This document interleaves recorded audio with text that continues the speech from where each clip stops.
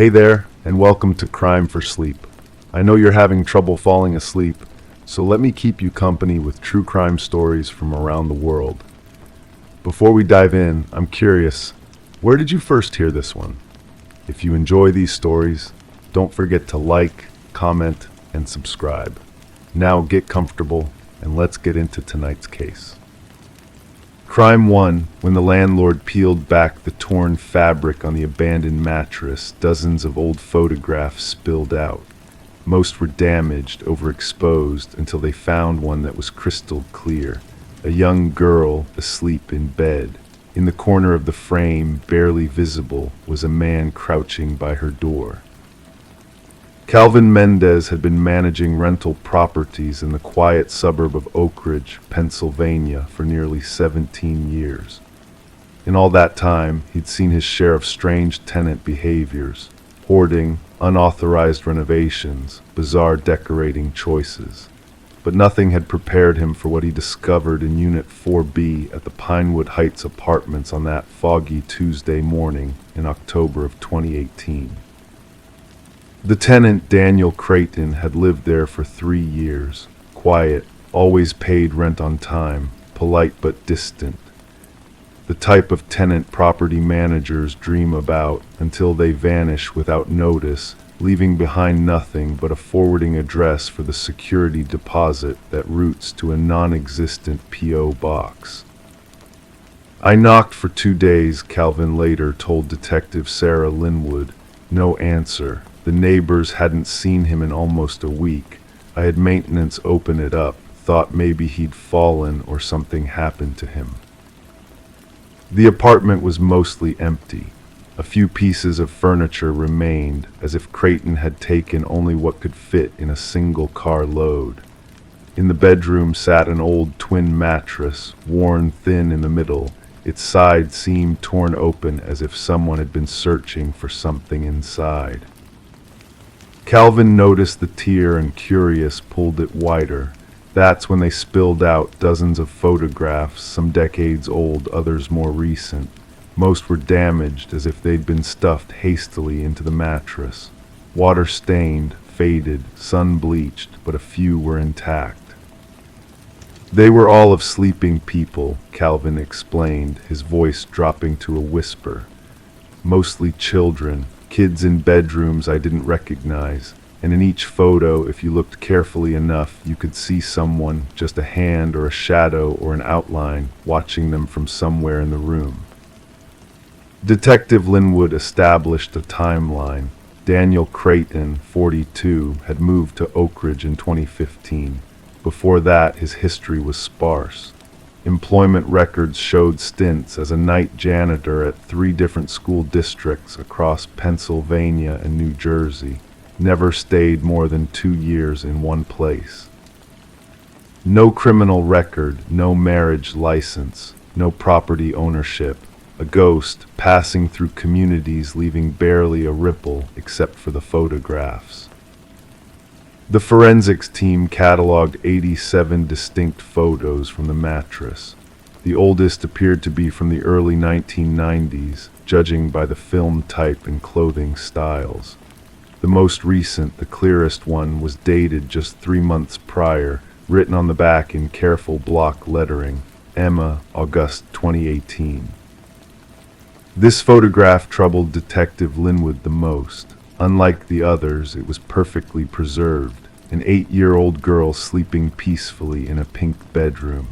Stuffed animals arranged neatly on a shelf above her bed. A nightlight shaped like a unicorn casting soft shadows across her walls. And there in the open doorway, the unmistakable silhouette of an adult man, slightly crouched, watching. "We need to find this child," Linwood told her team. "This isn't historical documentation. This is active surveillance."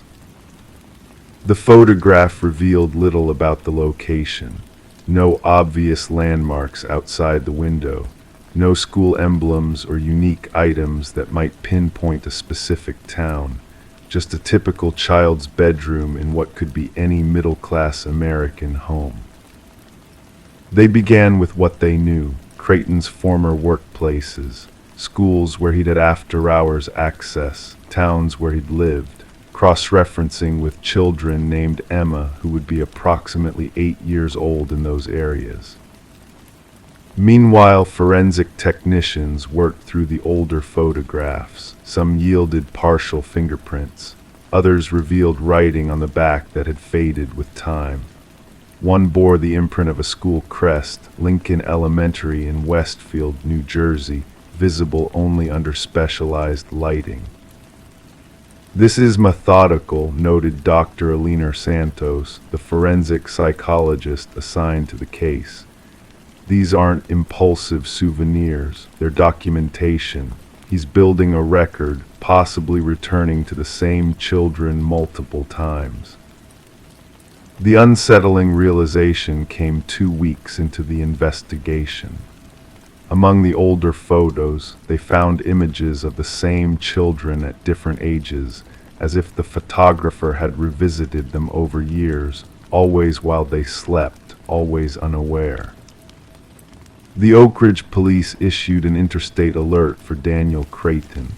His driver's license photo was circulated to law enforcement across the eastern seaboard, but Creighton had a 6-week head start. No credit card transactions, no cell phone pings. His car was found abandoned at a long-term parking lot near the Pittsburgh International Airport. 3 days later, Detective Linwood received a call from a Lieutenant Carter in Millbrook, Connecticut. A school custodian fitting Creighton's description had just been hired under the name Thomas Whitfield. References checked out, fabricated, they later learned. He'd already begun work on the overnight shift. When officers arrived at the modest apartment Thomas Whitfield had rented just 2 weeks prior, they found it sparsely furnished. A laptop, a camera bag, a new mattress still in its factory plastic, and taped to the refrigerator a class schedule for Millbrook Elementary School with certain classroom numbers highlighted in yellow. Among them, Ms. Peterson's 3rd grade class, attended by an 8-year-old named Emma Wilson. The arrest was quiet, executed when Whitfield Creighton arrived for his shift at 11 p.m. He offered no resistance, said nothing as they placed him in handcuffs. His only reaction came when Detective Linwood, who had driven 6 hours to be present, showed him the photograph of Emma sleeping. "You don't understand," he said softly, eyes fixed on the image. "I was protecting them." The investigation expanded, reaching back decades. The photographs formed a disturbing map of Creighton's movements across 7 states. In each location, he had secured jobs that gave him access to schools after hours. In each place, he had watched children sleep, some for years. Yet the deepest mystery emerged from the interviews. In all the cases where children or families could be located and questioned, none reported any physical contact. No break-ins were discovered, no assaults reported. He watched them through windows, Dr. Santos explained during a case briefing. Sometimes from doorways if he could gain access, but according to our interviews, he never touched them, never spoke to them. They never knew he was there. "So what was he doing?" asked Detective Linwood. "In his mind, protecting them," replied Santos. "We found journals in his storage unit. He believed he was guarding these children from something worse than himself. In his distorted reality, as long as he was the one watching them, no real harm could come to them." Searches of Creighton's various residences uncovered no evidence of more serious crimes. No child pornography, no trophies beyond the photographs themselves. But they did find something unexpected. Records of anonymous tips to local police departments reporting suspected child abuse or neglect at specific addresses. In many cases, these tips aligned with children whose photos were found in the mattress. Creighton, it seemed, had been reporting families he believed were mistreating their children, then appointing himself as a shadowy, unseen guardian. Daniel Creighton was eventually charged with multiple counts of stalking, trespassing, and invasion of privacy. During his trial, psychologists testified about his severely distorted sense of reality and his traumatic childhood, which included being removed from an abusive home at age 9. "I was keeping them safe," he repeated during his testimony. "Someone watched over me once. I'm just continuing the work." The case of the mattress photographs left an indelible mark on Detective Linwood. Years later, she would still check her children's windows twice before bed, drawing the curtains tight against the night. And sometimes, when she couldn't sleep, she would find herself wondering about Creighton's final words at his sentencing. "There are others like me," he had said, staring directly at her. "Watching, always watching, and you should be grateful for us." The photographs remain in evidence storage at the Oak Ridge Police Department. Occasionally, on particularly difficult cases, Detective Linwood will revisit them, studying the shadowy figure in the corner of each frame, wondering about the line between protection and predation, between guardian and stalker. And sometimes, when the night is particularly quiet, she catches herself listening for the sound of someone breathing outside her children's windows. Crime 2, the set was unplugged. No cable, no antenna, no signal. Yet the screen flickered to life and began playing what looked like home video footage, shaky, silent, black and white. The camera moved slowly down a hallway. The view paused at a closet. Inside it, someone was breathing. This is what Claire Mercer would later tell detectives had happened 3 nights before her husband disappeared. Westbrook, Connecticut isn't the kind of place where people vanish. It's a coastal town of 7,000 residents where generations of families have lived along the same quiet streets. The Mercers had moved there in 2017, purchasing a modest colonial-style home on Osprey Lane, just 2 blocks from Long Island Sound. Daniel Mercer was 42, an IT consultant who worked remotely for a firm in Boston. Claire, 39, taught 3rd grade at the local elementary school.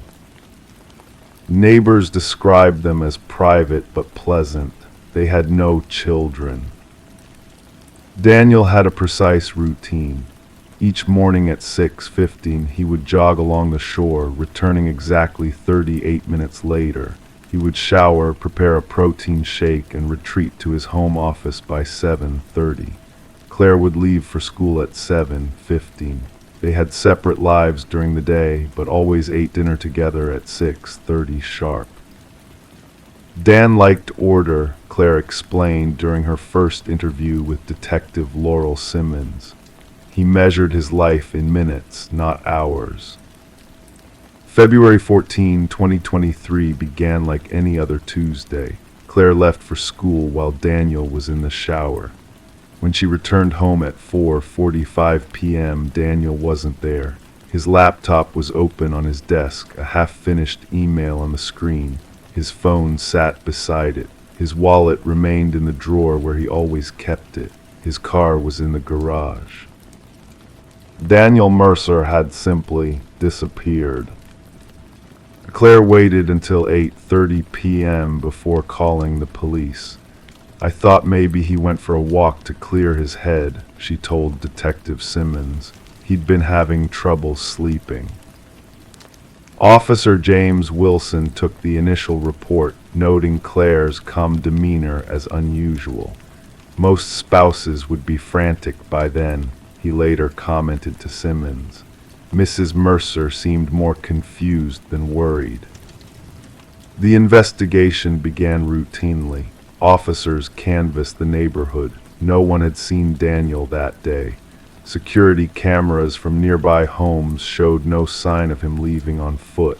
The coastline was searched. Nothing. It was during her second interview on February 16th that Claire first mentioned the television incident. 3 nights before he disappeared, something strange happened, she said, her voice steady but her hands trembling slightly. We were getting ready for bed when the TV in our bedroom turned on by itself. It wasn't plugged in. Dan always unplugged it before bed because he worried about electrical fires. According to Claire, the screen showed grainy footage of what appeared to be their own hallway. The camera moved slowly toward their bedroom closet, lingered there for several seconds, then cut to black. Dan said it was probably just some crossed signal from a neighbor's security system, Claire continued. He unplugged it again and we went to sleep, but the next morning he seemed different, distracted. Detective Simmons requested permission to examine the television.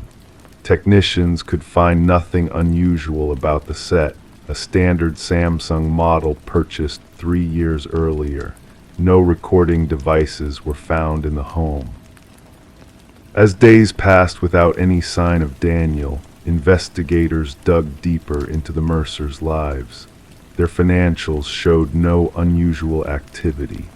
Daniel's work colleagues described him as reliable and methodical, though several mentioned he had seemed distracted in recent video calls. On February 20th, police interviewed Martin Kaler, Daniel's closest friend in Westbrook. They had met at a community center coding class and occasionally went fishing together. Dan mentioned something weird about a week before he disappeared, Keeler said. He asked if I knew anything about the history of their house. Said he kept hearing noises at night, scratching inside the walls. I told him it was probably just mice. When asked if Daniel had mentioned anything about a television turning on by itself, Keeler paused. Actually, yeah, he texted me about that. Said he didn't want to freak Claire out, but he was sure he saw something unsettling on the screen. I asked what, but he never replied. I figured he was just tired. Dan worked too much. The investigation took an unexpected turn when police discovered Daniel had been researching the history of their home extensively in the weeks before his disappearance. His browser history revealed queries about previous owners and any deaths that had occurred on the property. Property records showed the house had been built in 1973 and had 5 previous owners. Nothing remarkable appeared in its history until Detective Simmons uncovered a local newspaper article from 1986. A man named Edward Farrell had lived there briefly before being arrested for the murders of 2 women in Massachusetts. The article mentioned that upon Farrell's arrest, police had discovered disturbing video recordings in a hidden compartment in the master bedroom closet. On February 22nd, 8 days after Daniel's disappearance, police obtained a warrant to remove sections of drywall in the Mercers' home. Behind the wall of the master bedroom closet, the same closet that had appeared in the strange TV footage, they discovered a small space containing a rusted metal box. Inside were 5 VHS tapes, their labels faded with age, and underneath them, wrapped in plastic, was a driver's license belonging to Daniel Mercer. When forensic technicians examined the tapes, 4 contained exactly what the newspaper had described, Farrell's recordings of his victims, but the 5th tape was different. It showed footage of the Mercers' hallway, identical to what Claire had described seeing on the television. The final frames showed Daniel opening the closet and reaching behind the wall. Claire, when shown the tape, collapsed in shock. "That's exactly what we saw on the TV," she whispered. "But how? This tape is decades old, and that's clearly Daniel in our house." The investigation intensified. ground-penetrating radar was used to search the property. On February 27th, technicians discovered a disturbance in the soil beneath the garage floor. Excavation revealed human remains later identified through dental records as Edward Farrell, who, according to official records, had died in prison in 2001. Analysis of the remains indicated Farrell had been dead for approximately 15-20 years. He could not possibly have been buried in a garage owned by the Mercers since 2017. As forensic teams continued their work, Claire stayed with her sister in New Haven. On March 3rd, 17 days after Daniel's disappearance, Claire received a text message from Daniel's phone, which was still in police custody. The message contained only 4 words: behind the third tape. Detective Simmons immediately re-examined the metal box. The inside panel behind where the third tape had been stored was loose. Removing it revealed a small cavity containing a USB drive. The drive held a single document, a detailed confession written by Daniel Mercer. In it, he explained that he had discovered the tapes while doing renovations in January. Research led him to identify Farrell and learn about his crimes. But what disturbed him most was finding newspaper articles confirming that Farrell had indeed died in prison in 2001. If Farrell died in prison, Daniel wrote, then who is buried beneath our garage? And why does the 5th tape show me in our house when it's clearly been in that wall for decades? Daniel's document described increasingly disturbing events, whispers from the walls, objects moved when no one was home, and finally, the television incident which Claire had witnessed.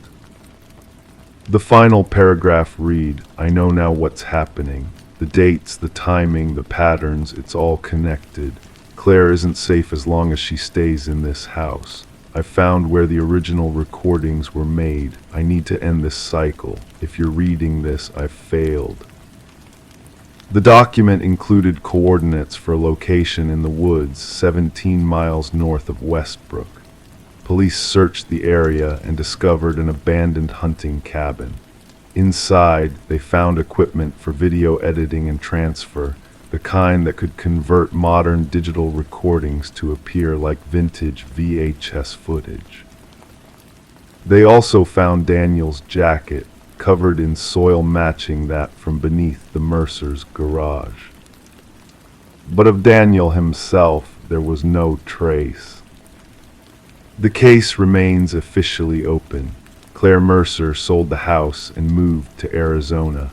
The new owners of the property on Osprey Lane have reported no unusual occurrences. Detective Simmons requested the case files for Edward Farrell's victims, but was informed they had been lost in a courthouse flood in 2012. Sometimes late at night in the evidence room of the Westbrook Police Department, the television used to review the 5 VHS tapes will turn on by itself. The screen shows only static, but if you listen carefully, some say you can hear breathing, as though someone is standing just behind you, watching. Crime 3, they were digging a routine burial site when the shovel broke through. Underneath, there was no casket, just more dirt, then sand, then rock. They sent down a probe, then a camera. All footage was corrupted. The digger who reached in said he felt something pulling back. In the small town of Meridian Creek, Wisconsin, population 8,742, everyone knew Thomas Halsey. A 63-year-old cemetery groundskeeper for over 30 years, Thomas maintained the peaceful resting grounds with quiet pride. His weathered hands had prepared countless graves, his stoic presence a fixture at hundreds of burials. People said Thomas was married to his job. After losing his wife Elaine to breast cancer in 1998, the cemetery became his sanctuary. His small maintenance cottage at the edge of the property was sparsely furnished but meticulously clean, much like the grounds he tended. On October 17, 2023, Thomas began preparing a plot for the burial of Marjorie Wilson, a beloved elementary school teacher who had passed after a long illness. The day was unremarkable, overcast with a slight chill that whispered of the approaching winter. Thomas had chosen the northeastern section of the cemetery, a tranquil area beneath sprawling oak trees that created dappled patterns on the grass in summer. At approximately 2:30 p.m., according to his assistant Kyle Merritt, Thomas's shovel made an unusual sound. Not the dull thud of hitting rock, but a hollow sound, like breaking through the roof of a forgotten cellar. Kyle, only 19 and working part-time while attending community college, would later describe how Thomas froze, his expression shifting from confusion to something Kyle couldn't quite name. He just stood there staring down at the hole, Kyle told Detective Sarah Reeves 3 days later. Then he got down on his knees and started digging with his hands. I asked what was wrong, but he didn't answer. That wasn't like Mr. Halsey at all. According to Kyle, Thomas continued excavating with increasing urgency. The grave site, which should have been standard, 6 feet deep with consistent soil composition, had revealed something unexpected. Beneath the typical dark soil of Meridian Creek lay a layer of fine, pale sand not native to the region, and beneath that, smooth, unnaturally dark stone. Thomas sent Kyle to get the probe camera they occasionally used to check for utility lines. When the young man returned, Thomas had already widened the hole, revealing more of the strange material below. His hands were bleeding from digging without gloves, but he seemed not to notice. The probe camera, a simple device with a flexible cable and light, was lowered into the cavity.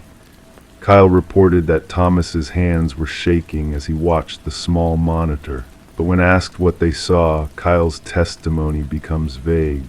The screen kept glitching. We could see shapes, but nothing clear. Then it just went black.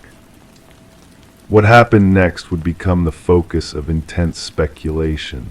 Thomas allegedly reached into the opening, extending his arm to feel what lay beyond. According to Kyle's statement, Thomas suddenly jerked backward, his face drained of color. "Something down there," he whispered. Something pulled back. Within minutes, Thomas insisted they fill the hole. He ordered Kyle to bring more soil to cover whatever they had found. His behavior, previously methodical and calm, had become erratic. Kyle complied, though increasingly concerned for his mentor's state of mind. By the following morning, Thomas Halsey had vanished. His cottage stood empty, bed unmade, morning coffee half consumed on the kitchen counter. His truck remained parked where he always left it. His cell phone lay on the nightstand, its battery dead. Most tellingly, the door to his cottage was unlocked, something the meticulous Thomas never allowed. Detective Sarah Reeves of the Meridian Creek Police Department initially treated Thomas's disappearance as concerning but not necessarily suspicious. At 63, with no history of cognitive decline or mental health issues, Thomas wasn't the typical missing person. Friends and colleagues universally described him as reliable and stable. The investigation might have continued along standard lines had Kyle not mentioned the strange discovery at the Wilson plot. Detective Reeves decided to examine the site, expecting to find nothing more than perhaps an abandoned utility tunnel or natural formation that had spooked the cemetery workers. What they found defied easy explanation. The grave had been refilled, but poorly, the soil loose and uneven. When excavated under police supervision, the layers Kyle had described were confirmed, topsoil, then the unusual sand, then the dark stone, but there was more. The stone contained what appeared to be a narrow vertical shaft, perfectly cylindrical, approximately 18 inches in diameter. It extended downward beyond the reach of their equipment. Ground-penetrating radar was brought in from the state university. The readings were inconsistent, showing what technicians described as interference patterns. The shaft appeared to descend at least 40 feet, possibly much deeper, but the readings became increasingly distorted with depth. A search of Thomas's cottage revealed the first truly disturbing evidence. In his usually immaculate desk drawer, Detective Reeves found a collection of newspaper clippings dating back to 1987. Each documented similar phenomena, unusual subterranean discoveries during excavations, primarily in cemeteries throughout the Midwest. More troubling was Thomas's journal, containing detailed notes about the network beneath, cryptic references to connections between burial grounds spanning multiple states. The final entry, dated the evening before his disappearance, read only, "They use our reverence against us. The dead are just the beginning." By week 2 of the investigation, the Wilson plot had been secured and covered with a temporary structure. County officials classified it as an environmental hazard site, though privately none could agree on what exactly had been discovered. Professional excavation teams refused to proceed after preliminary assessments reported unstable conditions. Then came the dreams. Kyle Merritt was the first to report them, vivid nightmares in which he found himself descending through the shaft, drawn downward by voices he couldn't quite understand but somehow recognized. In these dreams, the shaft never ended. It simply broadened into vast, cathedral-like spaces where shadowy figures moved just beyond his vision. Detective Reeves began experiencing similar dreams 3 nights later. So did the radar technicians, the county coroner who had briefly visited the site, and most disturbingly, Marjorie Wilson's husband, who had never been informed of the discovery beneath his wife's intended resting place. 5 weeks into the investigation, with Thomas Halsey still missing and no concrete explanation for what lay beneath the cemetery, the county board voted to permanently seal the site. Concrete was poured, the area fenced off and marked as unstable ground. Marjorie Wilson was laid to rest in another section of the cemetery. The official report concluded that Thomas Halsey had likely suffered an acute psychological break triggered by job stress and lingering grief over his wife's death, leading him to flee. His financial accounts remained untouched. His passport had expired years earlier. No trace of him has been found. But some in Meridian Creek speak quietly of seeing a figure resembling Thomas standing at the cemetery's edge on particularly dark nights, watching, waiting. Others report strange sounds emanating from the ground near the sealed Wilson plot, not quite voices, but rhythmic vibrations that seem to follow visitors as they walk the cemetery paths. Detective Reeves has since requested transfer from the case, citing personal reasons. Kyle Merritt dropped out of community college and moved to Arizona, refusing all further interviews. The cemetery has hired a new groundskeeper, but no one stays in Thomas's old cottage. And throughout the Midwest, in small towns much like Meridian Creek, groundskeepers now dig with heightened attention, listening for that hollow sound that might indicate their shovel has broken through to something that was never meant to be discovered, something that might be reaching back. The grave had no bottom, and perhaps neither does the mystery of what truly lies beneath. Crime 4, she wiped the steam from the glass, expecting her reflection. But the mirror showed the bathroom behind her, just the empty tiles and pale light, When she leaned closer, something flickered across the surface, an outline. Same clothes, same posture, but no face. That's what 17-year-old Eliza Barnett told her mother on the morning of October 12, 2018. It was a crisp autumn Friday in the small town of Millbrook, Connecticut, the kind of day when the leaves had just begun their transformation, painting the landscape in warm hues of amber and crimson. To most of Millbrook's residents, it was just another ordinary day. For the Barnett family, it was the beginning of a nightmare that would consume their lives. Eliza had always been what locals called a sensitive girl.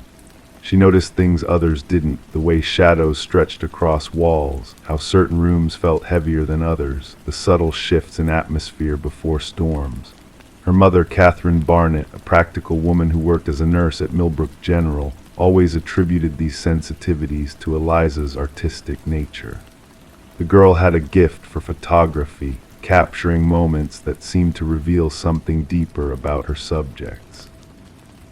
She saw things differently, Catherine would later tell Detective James Morrison. Not in a way that worried me, she just noticed more. The Barnett house on Willow Lane had been their home for 12 years. A modest two-story colonial with fading blue paint and white shutters, it sat at the edge of town where the suburbs gradually surrendered to dense woodlands. Eliza's bedroom window faced these woods, and she often spent evenings watching deer emerge from between the trees while she completed her homework. That Thursday night before her strange mirror experience, Eliza had been working on her photography portfolio for college applications. Her teacher, Ms. Reynolds, had suggested focusing on a theme of transitions, a concept Eliza had interpreted through a series of dusk photographs capturing the moment between day and night. She was out until almost 8, Catherine recalled. I remember because dinner got cold waiting for her. She seemed different when she came home, quieter. She just picked at her food and went straight upstairs. According to Catherine, Eliza had mentioned hearing something following her in the woods. Not footsteps exactly, but a sound like fabric brushing against leaves. When Catherine suggested it was probably just the wind, Eliza had nodded but didn't seem convinced. The next morning, that fateful Friday, Catherine was awakened by Eliza's scream from the bathroom. She found her daughter backed against the wall, pointing at the mirror, her face drained of color. She kept saying she couldn't see herself, Catherine explained, her voice breaking during interviews. That there was a shape where she should be, but without a face. I looked at the mirror, it was just a normal mirror. Steam from her shower, nothing unusual, but she was terrified. Catherine convinced Eliza to lie down, attributing the episode to stress or perhaps an early migraine. Eliza had suffered from occasional migraines since puberty, sometimes accompanied by visual disturbances. After some reluctance, Eliza agreed to stay home from school that day. Catherine, due at the hospital for a 12-hour shift, called their neighbor, Mrs. Abernathy, to check in on Eliza during the day. I should have stayed home, Catherine would repeat in the months that followed, if I had stayed home. Mrs. Abernathy, a 72-year-old widow who had lived next door to the Barnetts for over a decade, reported checking on Eliza at noon. The girl had been in bed, curtains drawn, seemingly asleep. Mrs. Abernathy left a sandwich on the nightstand and quietly departed. When Catherine returned home at 8:15 p.m., the house was dark. No lights were on, not even the porch light that Eliza usually left on for her mother. Catherine initially assumed Eliza was still sleeping, but the bedroom was empty. The sandwich remained untouched. What followed was the beginning of a search that would consume the town of Millbrook. Catherine called Eliza's friends, then the police. Officer Daniel Reed took the initial report but didn't seem particularly concerned. Teenagers disappeared temporarily all the time, he assured Catherine. Eliza would likely return by morning. But morning came and Eliza didn't.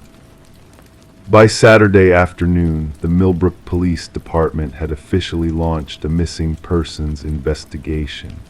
Eliza's photograph, a school portrait showing a serious-looking girl with long brown hair and thoughtful eyes, appeared on flyers throughout town. Search parties combed the woods behind the Barnett house. Eliza's friends were interviewed, her social media accounts examined. There was nothing unusual in her online presence, Detective Morrison noted. No evidence of a secret boyfriend, no concerning communications, no indication she was planning to leave. Her last post was about her photography project, a sunset image with the caption, "The in-between moments reveal the most truth." The first truly unsettling development came 3 days after Eliza's disappearance, when Catherine was cleaning her daughter's room. Behind Eliza's desk, she found a stack of photographs the girl had recently taken.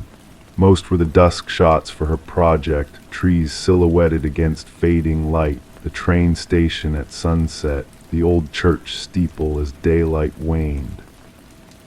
But the last several photos showed something different. They were all of the bathroom mirror, taken at different times of day. In each image, the mirror reflected the empty bathroom, the shower curtain, the sink, the small window, but where Eliza should have been standing with her camera, there was only a faint, blurry outline. Photography experts later said it could be explained by camera settings, lighting issues, or simple digital artifacts, Detective Morrison explained. But the sequence of them, all showing the same anomaly, was unusual. When Catherine showed the photos to the police, the investigation intensified. Cadaver dogs were brought in to search the woods. Eliza's computer was confiscated. Interviews extended to teachers, distant acquaintances, even former boyfriends. Ms. Reynolds, Eliza's photography teacher, provided additional context that cast the mirror photos in an even stranger light. According to her, Eliza had become fascinated by an obscure photography technique called long exposure self-erasure about 2 weeks before her disappearance. She was experimenting with ways to make herself disappear from images, Ms. Reynolds explained, not through digital manipulation, but through long exposure times and movement. She seemed almost obsessed with the concept of visual absence, being physically present but invisible to the camera. As October turned to November, the investigation took another turn when Eliza's camera was found in the woods, nearly half a mile from the Barnett house. The memory card was intact, containing dozens of images taken on the day she disappeared. The chronology of photos told a disturbing story. They began with several shots of Eliza's own empty bedroom, moved to images taken from her window of the woods at different zoom levels, and then progressed to pictures clearly taken while walking among the trees. The final images were of a small clearing with an unusual rock formation, 3 large stones arranged in a rough triangle. The last photo on the camera was the most disturbing. It showed the same clearing, but with a dark figure standing in the center of the stone triangle. The figure was blurred, captured in motion, its features indistinct except for what appeared to be an outstretched hand. When search teams returned to the location depicted in the photos, they found the stone formation exactly as pictured. The ground within the triangle of stones showed signs of disturbance, flattened grass, displaced soil. Forensic teams collected samples, finding traces of an unidentified black substance that lab reports would later describe as organic in nature, similar to a specialized form of fungal matter, but with properties inconsistent with known species. More puzzling were the three perfectly circular indentations found in the soil, each about 4 inches in diameter and 6 inches deep, forming their own smaller triangle within the larger formation of stones. It was as if something had been inserted into the ground with considerable force, noted the forensic report. The compression patterns suggested the objects had been twisted clockwise after insertion. By December, with winter settling over Millbrook, the active investigation began to slow. Tips had dwindled. Searches yielded no new evidence. Catherine Barnett, refusing to give up hope, continued to maintain Eliza's room exactly as she had left it, the bathroom mirror now covered with a sheet. Then on January 17, 2019, exactly 3 months after Eliza's disappearance, Mrs. Abernathy called the police in a state of agitation. She claimed to have seen a light in the woods behind the Barnett house, not a flashlight, but what she described as a glow like foxfire but pulsing. Officer Reed and his partner investigated but found nothing unusual. They attributed the sighting to the elderly woman's imagination or perhaps ice reflecting moonlight. 2 days later, however, Catherine herself reported seeing a similar phenomenon from Eliza's bedroom window, a faint, rhythmic illumination deep among the trees. This time, when police investigated, they found something, a camera memory card placed carefully on one of the stones in the triangular formation. The card contained a single image, the bathroom mirror from the Barnett house, showing a figure standing before it. The figure was blurry, indistinct, but recognizable as a young woman in posture and form. Where the face should have been was only a smudge of darkness. Metadata from the image file indicated it had been taken the previous night at 3:17 a.m. when the Barnett house had been empty, Catherine having temporarily moved in with her sister due to the emotional strain of remaining in the home. The case of Eliza Barnett remains officially unsolved. Catherine eventually sold the house on Willow Lane, unable to live with the constant reminder of her daughter's absence. The new owners reported no unusual experiences with the bathroom mirror, though they did mention occasionally hearing what sounded like a camera shutter clicking in the middle of the night. Detective Morrison, who has since retired from the Millbrook Police Department, keeps a copy of the final mirror photograph in his personal files. In a rare moment of candor, he once confessed to a colleague, "In 27 years of law enforcement, I've learned that sometimes the absence of evidence tells a story of its own. In Eliza's case, the absence was the story all along."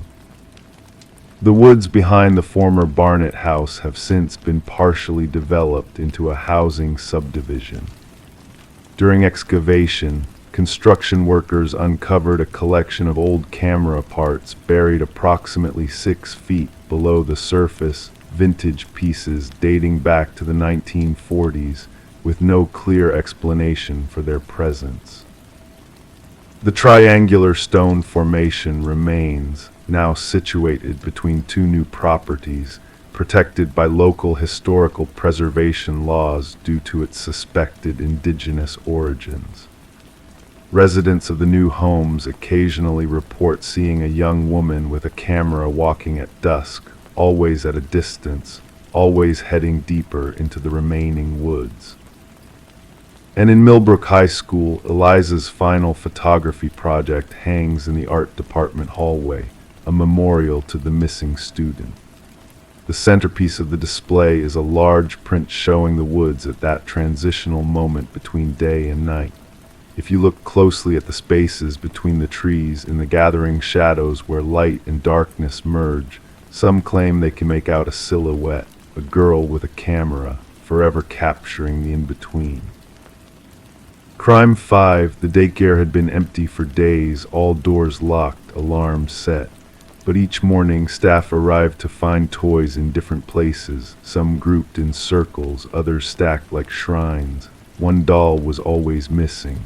When they finally checked the crawl space, they found it seated upright, staring at the beams.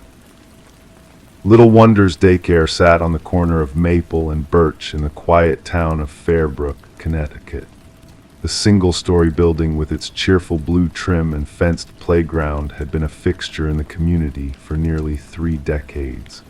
Meredith Caldwell had owned and operated the daycare since 1998, building a reputation for warmth and reliability among local families.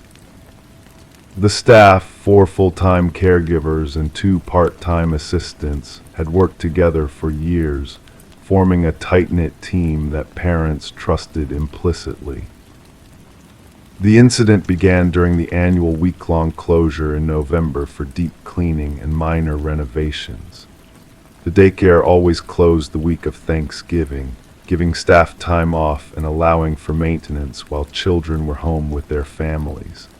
On Monday, November 20, 2023, the building was emptied of children, the alarm system activated, and the doors securely locked at 6:30 p.m. Meredith herself had done a final walkthrough, making sure every window was secured and every light was off. The following morning, Meredith arrived first, as she always did, at 7:15 a.m. She entered through the main door, disarming the security system that showed no signs of disturbance throughout the night. The moment she stepped into the main playroom, she felt something was wrong. The room had been left spotless the evening before, toys in their designated bins, tiny chairs pushed neatly under tables, art supplies organized in labeled drawers. But now, in the soft morning light filtering through the blinds, she saw that someone or something had been there. It wasn't ransacked or vandalized, Meredith would later tell Detective James Harmon. It was intentional, deliberate, like someone had spent hours arranging everything just so. In the center of the rainbow-colored carpet, wooden blocks had been stacked into a perfect pyramid, 3 feet tall. Around this structure, plastic animals had been placed in concentric circles, lions facing inward, followed by zebras, then elephants. The stuffed bears that normally sat along the reading nook shelves were now seated in chairs around the art table, positioned as if in the middle of a tea party. But what disturbed Meredith most was what was missing: a vintage cloth doll named Penny that had belonged to the daycare since it opened. The doll, with its faded yellow dress and yarn pigtails, was something of a mascot. Children loved her, often arguing over who would get to play with her that day. Meredith called the police immediately. Officer Daniela Rodriguez responded to the call, arriving at 7:43 a.m. She documented the scene, noting that there were no signs of forced entry. The alarm system log showed no activations or deactivations between Meredith's departure the previous evening and her arrival that morning. Nothing of value had been taken, not the computer in the office, not the petty cash box, not even the new set of educational toys still in their packaging. "This doesn't look like a break-in," Officer Rodriguez noted. "This looks like play." The toys were returned to their proper places, the incident documented, but no investigation launched. With no evidence of forced entry and nothing stolen, it seemed like a minor, if puzzling, occurrence. Perhaps, Officer Rodriguez suggested, the alarm had been improperly set, allowing a neighborhood teen to slip in and play a prank. The following morning, however, it happened again. This time, Caroline Fletcher, the assistant director, arrived first. She found blocks arranged in a wide circle spanning the entire room. Inside the circle, every doll and stuffed animal the daycare owned had been placed facing outward, as if standing guard. And once again, Penny the cloth doll was missing. Caroline searched the entire building before calling Meredith, who immediately drove over. Together they combed the daycare, finding Penny eventually in the kitchen, seated on top of the refrigerator, her cloth legs dangling over the edge. The security company was called. They sent a technician who tested the system thoroughly and found it functioning perfectly. The code log showed no entries during the night. The cameras outside, which only covered the entrance and parking lot, showed nothing unusual. The technician suggested that perhaps someone had obtained the security code somehow, entering and exiting without leaving any evidence. For the next 2 nights, Meredith and Caroline took turns sleeping at the daycare. Nothing happened while they were there. The toys remained in place. Penny stayed where she belonged, in her small wicker chair in the reading nook. They couldn't stay there forever, though. On Friday night, with the building empty once more, whatever had been happening resumed. This time the display was more elaborate. A complex structure of blocks, plastic pipes, and fabric scraps created a small city in the middle of the room. Dolls and action figures were positioned throughout this miniature world, some peering out of windows, others standing on rooftops. Drawings from the art supplies had been created and taped to the walls, crude but recognizable depictions of houses, trees, and smiling stick figures. And Penny was gone again. This time the search was more frantic. The staff arrived one by one, as Meredith called them, each joining the increasingly desperate hunt through cabinets, closets, behind furniture. It was Becca Tran, the newest and youngest staff member, who finally thought to check the crawl space. The access panel to the cramped area beneath the building was in the supply closet, hidden behind stacked boxes of paper towels and cleaning supplies. Becca moved these aside and opened the small door, shining her phone flashlight into the darkness. "I found her," Becca called out, her voice tight. The others crowded around as Becca pointed her light at the far corner of the crawl space, some 15 feet away. There sat Penny, propped upright against a support beam, her button eyes reflecting the flashlight beam in eerie twin points of light. Around her was a circle of small handprints in the dust. Detective James Harmon took over the case that afternoon. The building was temporarily closed as crime scene technicians photographed, measured, and collected evidence. The crawl space was thoroughly examined. The handprints were small, child-sized, but there were no children's fingerprints on file to compare them to. The dust was too fine for good prints anyway. Only the general shape and size could be determined. The security system was examined again, more thoroughly this time. The code hadn't been compromised. The windows were still secured from the inside. The only people with access to the building were staff members, all of whom had been with the daycare for years, except for Becca, who had joined the team 4 months earlier. Background checks were run again on all employees. Interviews were conducted with neighbors, with parents of children who attended the daycare, with former employees. No one reported seeing anything unusual. No one had any reason to suspect any of the staff. The investigation stalled. Then Elena Vasquez, mother of 4-year-old Miguel, came forward with something odd. Miguel had been talking about a secret friend at daycare, an older boy named Thomas who played with him when no one was looking. According to Miguel, Thomas lived in the walls and only came out when the grown-ups weren't around. Elena had assumed it was an imaginary friend, common for children Miguel's age. Other parents were questioned. 3 more children mentioned Thomas. Each description was similar. An older boy, maybe 10 or 11, who was very thin and wore the same clothes every day. He never spoke to the grown-ups. He knew special hiding places in the building. The daycare's records were checked. There had never been a child named Thomas enrolled there. The building's history was examined more closely. Before becoming a daycare in 1998, it had been a doctor's office. Before that, from 1950 to 1978, it had been a single-family home. The property records led to a startling discovery. The Peterson family had lived there for those 28 years, parents Robert and Claire and their son Thomas. News archives revealed a tragic story. 10-year-old Thomas Peterson had gone missing in the summer of 1976. Despite an extensive search, he was never found. His parents continued to live in the house for 2 more years before moving away, the constant reminder of their missing child too painful to bear.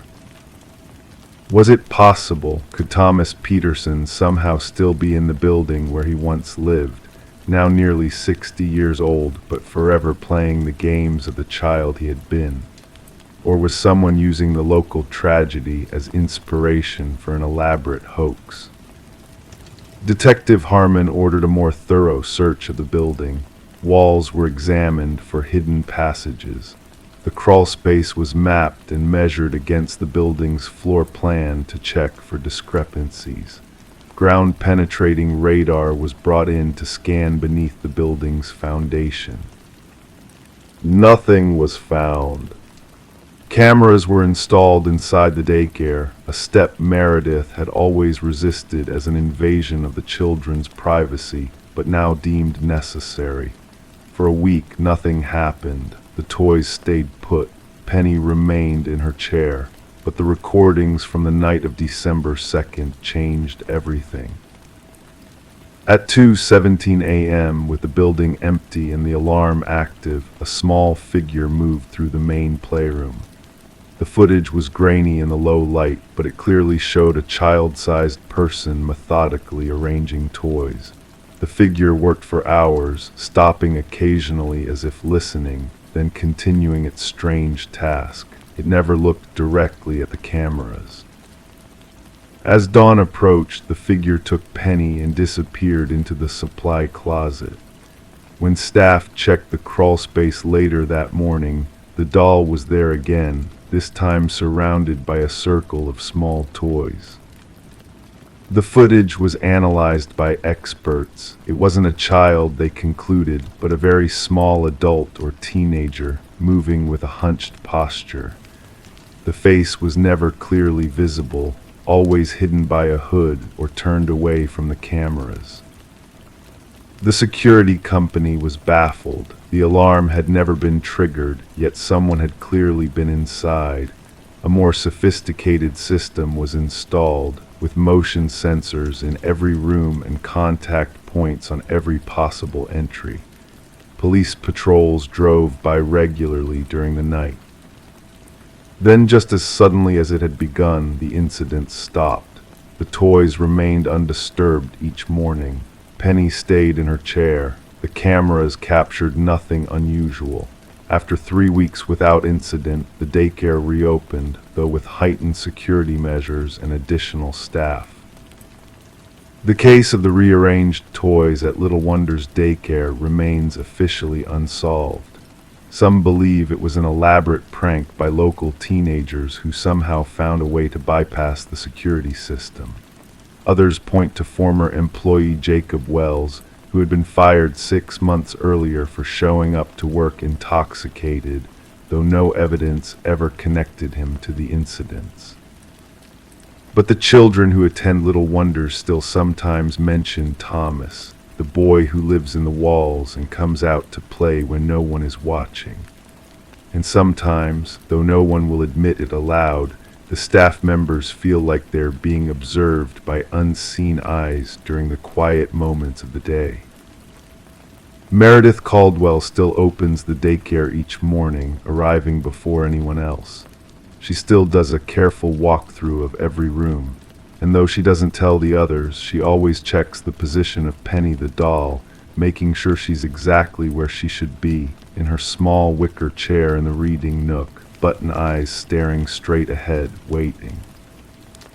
Crime 6, at first it looked like water damage, slow bulges forming in the plaster, but when they shined a flashlight on it, the bulges expanded and contracted like lungs. Then came the sound, a low inhale, steady and wet. No one stayed in the house after that night. The Robinson family had lived in Lakewood, Nebraska for 17 years. Martha and Richard had raised their 2 children in the modest 2-story home on Sycamore Street. Their daughter, Eliza, had moved to Boston for college 3 years earlier, while their son, Nathan, had just started his senior year of high school. The house was ordinary in every way, white siding with navy blue shutters, a small front yard with a birch tree, and a back porch where Martha would drink her morning coffee.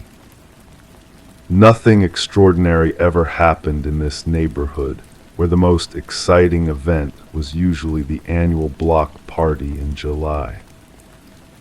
Martha had been the one to notice the first signs.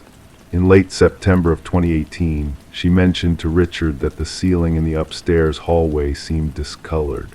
Richard, who worked long hours at his insurance firm, dismissed it as probable water damage from the heavy rains they'd had that month.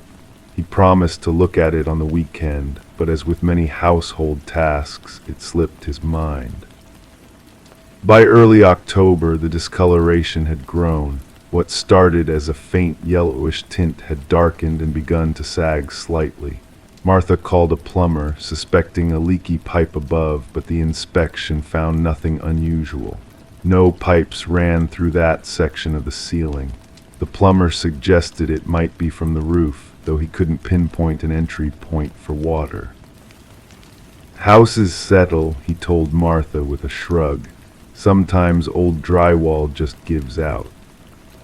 The Robinson home was only 23 years old, not exactly ancient, but Martha accepted the explanation, planning to have it repaired once they figured out the cause. She placed a small plastic tub beneath the spot, just in case it dripped. The discoloration continued to spread throughout October, and the sagging became more pronounced. What was strangest was how the color would sometimes appear lighter, almost normal, only to darken again by evening. Nathan began avoiding the hallway, claiming there was a musty smell that made him uneasy. Martha noticed it too, not quite mold, but something earthy and organic. On October 29th, Richard finally climbed into the attic to investigate. The space above the hallway revealed no obvious issues. The insulation was dry, and there were no signs of animal intrusion or structural damage. Yet when he pressed his hand against the floor of the attic, directly above the discolored ceiling, he felt an unusual warmth and what he later described to detectives as a slight give, like pressing on a balloon filled with water. The incident that changed everything occurred on Halloween night. Nathan had gone to a friend's party, and Martha and Richard were watching television downstairs when they heard a sound from above, a soft, rhythmic thumping. Richard went to investigate, flashlight in hand. In the hallway, Richard pointed the beam at the ceiling and froze. Later, he would struggle to find the words to describe what he saw to the police. The bulges in the ceiling, now more pronounced than ever, seemed to be moving, expanding and contracting, not rapidly but slowly, methodically, like breathing. He called Martha upstairs. They both stood there, flashlight aimed upward, watching in disbelief as the ceiling appeared to inhale and exhale. And then they heard it, a wet, rattling sound that coincided with the movements. They left the house immediately, calling 911 from their car parked across the street. The responding officers were skeptical but professional. They entered the home with flashlights and cameras. The body cam footage from Officer Teresa Lampley would later become one of the most viewed pieces of evidence in the case, showing her slow ascent up the stairs, the beam of light revealing the undulating ceiling, and capturing her startled gasp when the breathing sound became audible on the recording. What they discovered that night transformed a strange household anomaly into one of the most disturbing crime scenes in Nebraska's recent history. The ceiling contained human remains, not a complete body, but a carefully preserved collection of organs, primarily lungs, embedded in the space between the attic floor and the hallway ceiling.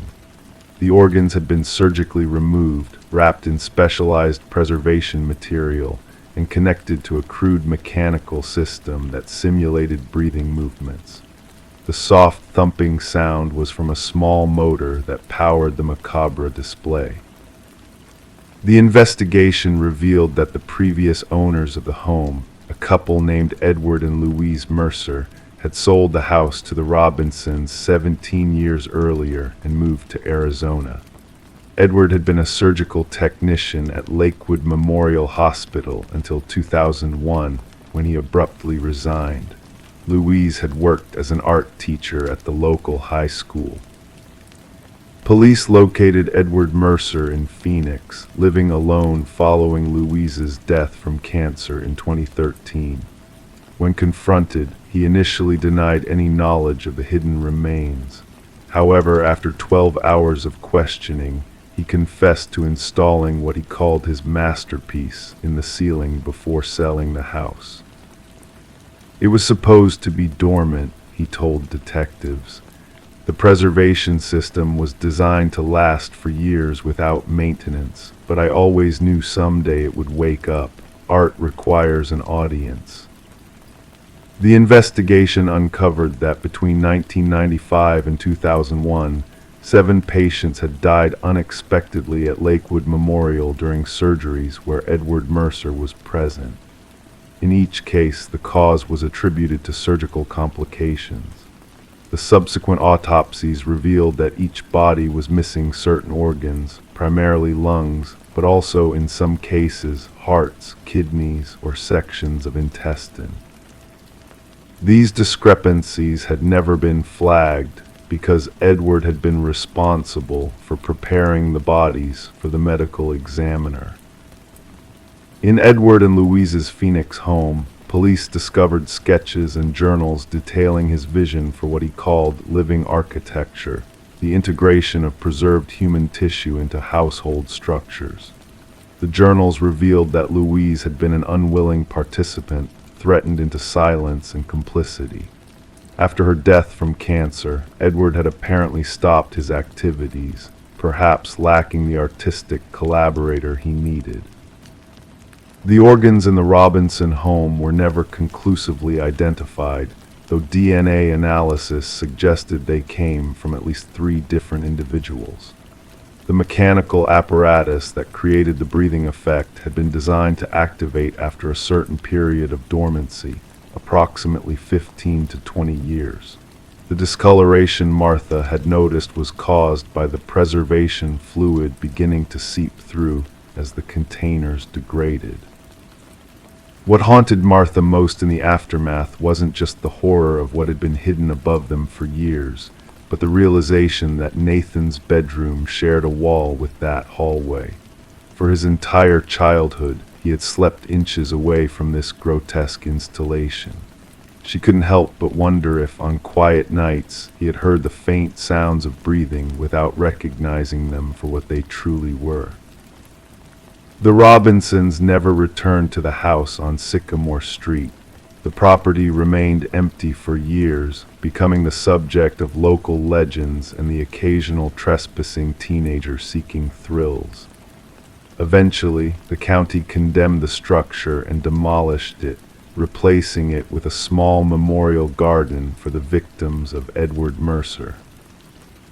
Edward Mercer was charged with multiple counts of abuse of a corpse, desecration of human remains, and second-degree murder for 2 of the hospital deaths where evidence directly tied him to deliberate actions leading to the patient's demise. He was sentenced to life without parole at Nebraska State Penitentiary. During his sentencing hearing, when asked if he had anything to say to the families of his victims or to the Robinsons, Edward Mercer simply smiled and said they were part of something transcendent, something that lived beyond them. How many can say that? Martha Robinson still has nightmares about the ceiling. In them, she's alone in the house, standing in that upstairs hallway. The bulges in the plaster have grown larger, moving more forcefully. And in these dreams, the ceiling finally breaks open, revealing not organs or machinery, but faces, dozens of them, all inhaling and exhaling in perfect unison, reaching toward her with pale, fluid-covered hands. She wakes from these dreams gasping for air, feeling as though her own lungs are constricted. Richard holds her until her breathing steadies. They never speak about what was found in their home of 17 years, but sometimes in new houses or hotel rooms, they both find themselves staring up at the ceilings, watching intently for any sign of movement. The case of Edward Mercer has since been studied in criminology classes across the country as an example of how killers can hide in plain sight for decades. The hospital where he worked implemented stricter protocols for tracking surgical specimens and monitoring staff behavior patterns. The medical examiner's office that failed to notice the missing organs underwent a complete personnel change and procedural overhaul. But for the residents of Lakewood, Nebraska, the legacy of the breathing ceiling lives on in cautious glances upward, in the way parents check their children's rooms at night, and in the collective understanding that sometimes the most ordinary houses on the most ordinary streets can contain unimaginable horrors quietly waiting to be discovered.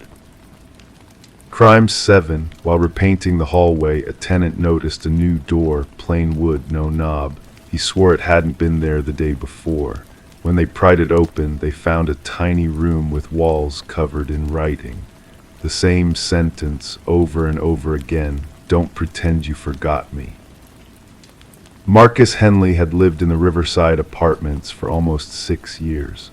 A quiet man in his mid-30s, he worked as a graphic designer from his modest one-bedroom unit on the 3rd floor of the converted textile factory. The building itself was over 100 years old, with exposed brick walls and wooden support beams that creaked when the wind blew hard across the Connecticut River in Middletown, Connecticut. In November of 2017, Marcus decided to repaint the hallway leading to his bathroom. The previous tenant had chosen a dark burgundy that made the narrow passage feel even smaller than it was. He'd been putting off the project for years, but finally purchased supplies one cold Saturday morning: primer, brushes, painter's tape, and a soft eggshell white that would brighten the space. Working methodically, Marcus moved the small hallway table aside and began applying tape along the baseboards. That's when he noticed something odd, a seam in the wall he'd never seen before. At first he thought it might be settling in the old building, perhaps a crack forming in the plaster. But as he ran his fingers along it, he realized it formed a perfect rectangle, about 4 feet tall and 3 feet wide. "That's weird," he told investigators later. "I must have walked past that spot thousands of times, but I never noticed any door." Marcus called the building superintendent, Ray Holloway, who had managed the property for over a decade. Ray arrived an hour later, equally perplexed. "There's no room on the blueprints that would be behind there," Ray explained, consulting his tablet with the building plans. "This should just be the exterior wall." But the seam was undeniable. With Marcus's permission, Ray brought a pry bar from his truck and carefully worked at the edges of what was now clearly a sealed doorway. The plaster cracked easily, revealing a plain wooden door with no knob or handle, just a flat surface that blended almost seamlessly with the wall when closed. "This doesn't make sense," Ray muttered, working the pry bar into the gap. "The building's been renovated 3 times since the 90s. Someone would have noted this." When the door finally gave way, both men stood in stunned silence. Behind it was a tiny room, no bigger than a closet, windowless and illuminated only by the light spilling in from the hallway. The walls were covered with writing, the same phrase repeated hundreds, perhaps thousands of times in what appeared to be black marker: "Don't pretend you forgot me." The writing varied in size and pressure, some words barely visible, others pressed so hard into the wall that the marker had torn through the drywall in places. In the center of the room sat a small wooden chair, and beside it, a collection of empty water bottles and food wrappers. "Call the police," Ray said quietly. "Now." Detective Elaine Mercer arrived 30 minutes later with her partner, Detective Thomas Webb. As the lead investigator for the Middletown Police Department's Major Crimes Division, Mercer had seen her share of disturbing scenes, but this one struck her as particularly unsettling. "The room shouldn't have existed," she later explained in an interview. "According to every blueprint and renovation record, that exterior wall was solid. There was no space for a room." Forensics teams documented everything: the writing, the chair, the trash. They tested for fingerprints and collected hair samples found on the floor. The early analysis suggested that someone had occupied the space recently, perhaps within the past few weeks. Marcus couldn't sleep that night. He stayed with a friend, unwilling to remain in his apartment with the mysterious room just feet from his bedroom. His mind kept returning to the writing on the walls. "Don't pretend you forgot me." As the investigation unfolded, details emerged that only deepened the mystery. First, the handwriting analysis suggested that the messages were written by at least 3 different people over what appeared to be an extended period of time. Some of the marker had faded significantly, while other writings seemed fresh. Then came the discovery that truly shook the community. When investigators removed sections of the drywall to check for additional evidence, they found older layers beneath, more writing, spanning what appeared to be decades, all with variations of the same message. "Remember me. I know you can hear me. Stop pretending I'm not here." The oldest layer, written directly on the brick of the original factory wall, dated back to the 1970s based on the type of paint used. Detective Mercer began researching the building's history. The Riverside Textile Factory had closed in 1968 after nearly 60 years of operation. It sat vacant until 1976 when a developer purchased it for conversion into apartments. The first residents moved in by 1978. "We identified 3 former residents who went missing between 1980 and 2015, Mercer explained. All lived in apartments on the 3rd floor, though not necessarily in Marcus's unit. The first, Sandra Klein, disappeared in 1982 at age 22. Her roommate reported that Sandra had been complaining about noises in the walls for weeks before she vanished. Police at the time found no evidence of foul play and eventually closed the case as a voluntary disappearance. In 1997, another resident, Michael Torres, aged 34, similarly vanished. His keys, wallet, and phone were found in his apartment. Friends reported that he had become increasingly paranoid in the weeks before his disappearance, insisting that someone was living in the walls of the building. The most recent case was from 2015, when 28-year-old Amber Washington failed to show up for work for 3 days. Her apartment showed no signs of struggle, but her journal, found by investigators, contained concerning entries about feeling watched and hearing scratching sounds from inside her bathroom wall. DNA testing on the hair samples from the hidden room revealed partial matches to both Michael Torres and Amber Washington. The investigation quickly escalated to involve the FBI's Behavioral Analysis Unit. The working theory is that someone, or multiple individuals, had knowledge of access points to spaces between walls or unused maintenance areas in the building, said FBI Agent Caroline Hayes. These spaces may have been used to observe or even interact with residents over a period of many years. The management company that owned Riverside Apartments hired structural engineers to examine the entire building. What they found was disturbing.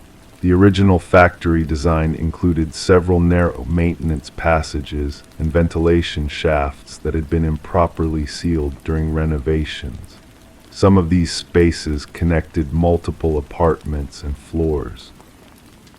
In April 2018, 5 months after Marcus discovered the hidden room, construction workers renovating a basement storage area found human remains concealed within a wall cavity. Dental records identified them as belonging to Sandra Klein, the woman who disappeared in 1982. 2 weeks later, additional remains were discovered in a crawl space between the second and third floors. DNA testing confirmed they belonged to Michael Torres. Amber Washington remains missing. The investigation focused on current and former maintenance workers who would have had knowledge of the building's hidden spaces. Particular attention centered on a former superintendent, Gerald Finch, who worked at Riverside from 1979 to 2001. Finch had died in 2012, but interviews with former colleagues revealed disturbing information. Jerry was obsessed with that building, said a former coworker. He knew every inch of it. He'd sometimes talk about how he could move through the whole place without anyone seeing him. Another former employee recalled finding Finch in unusual places. Once I came in early and found him sitting in an empty apartment, just staring at the wall. When I asked what he was doing, he said he was listening to the building breathe. Police discovered that Finch had maintained a detailed journal of building residents, including personal information about their schedules, habits, and conversations he had overheard. The journal was found among his possessions after his death, but had been overlooked until the investigation connected him to Riverside. Though Finch became the primary suspect in the disappearances of Klein and Torres, investigators couldn't explain how the hidden room in Marcus's apartment continued to be used years after Finch's death, or who might be responsible for Amber Washington's disappearance. The most disturbing possibility, Detective Mercer admitted, is that Finch may have shared his knowledge of the building's secret spaces with someone else, someone who continued his pattern of behavior. The Riverside Apartments were condemned in late 2018. Most residents had already moved out after news of the discoveries became public. Marcus Henley relocated to another state entirely.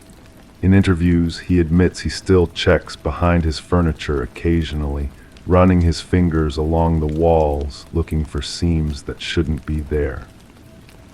The building stands empty now, scheduled for demolition, but the investigation remains open.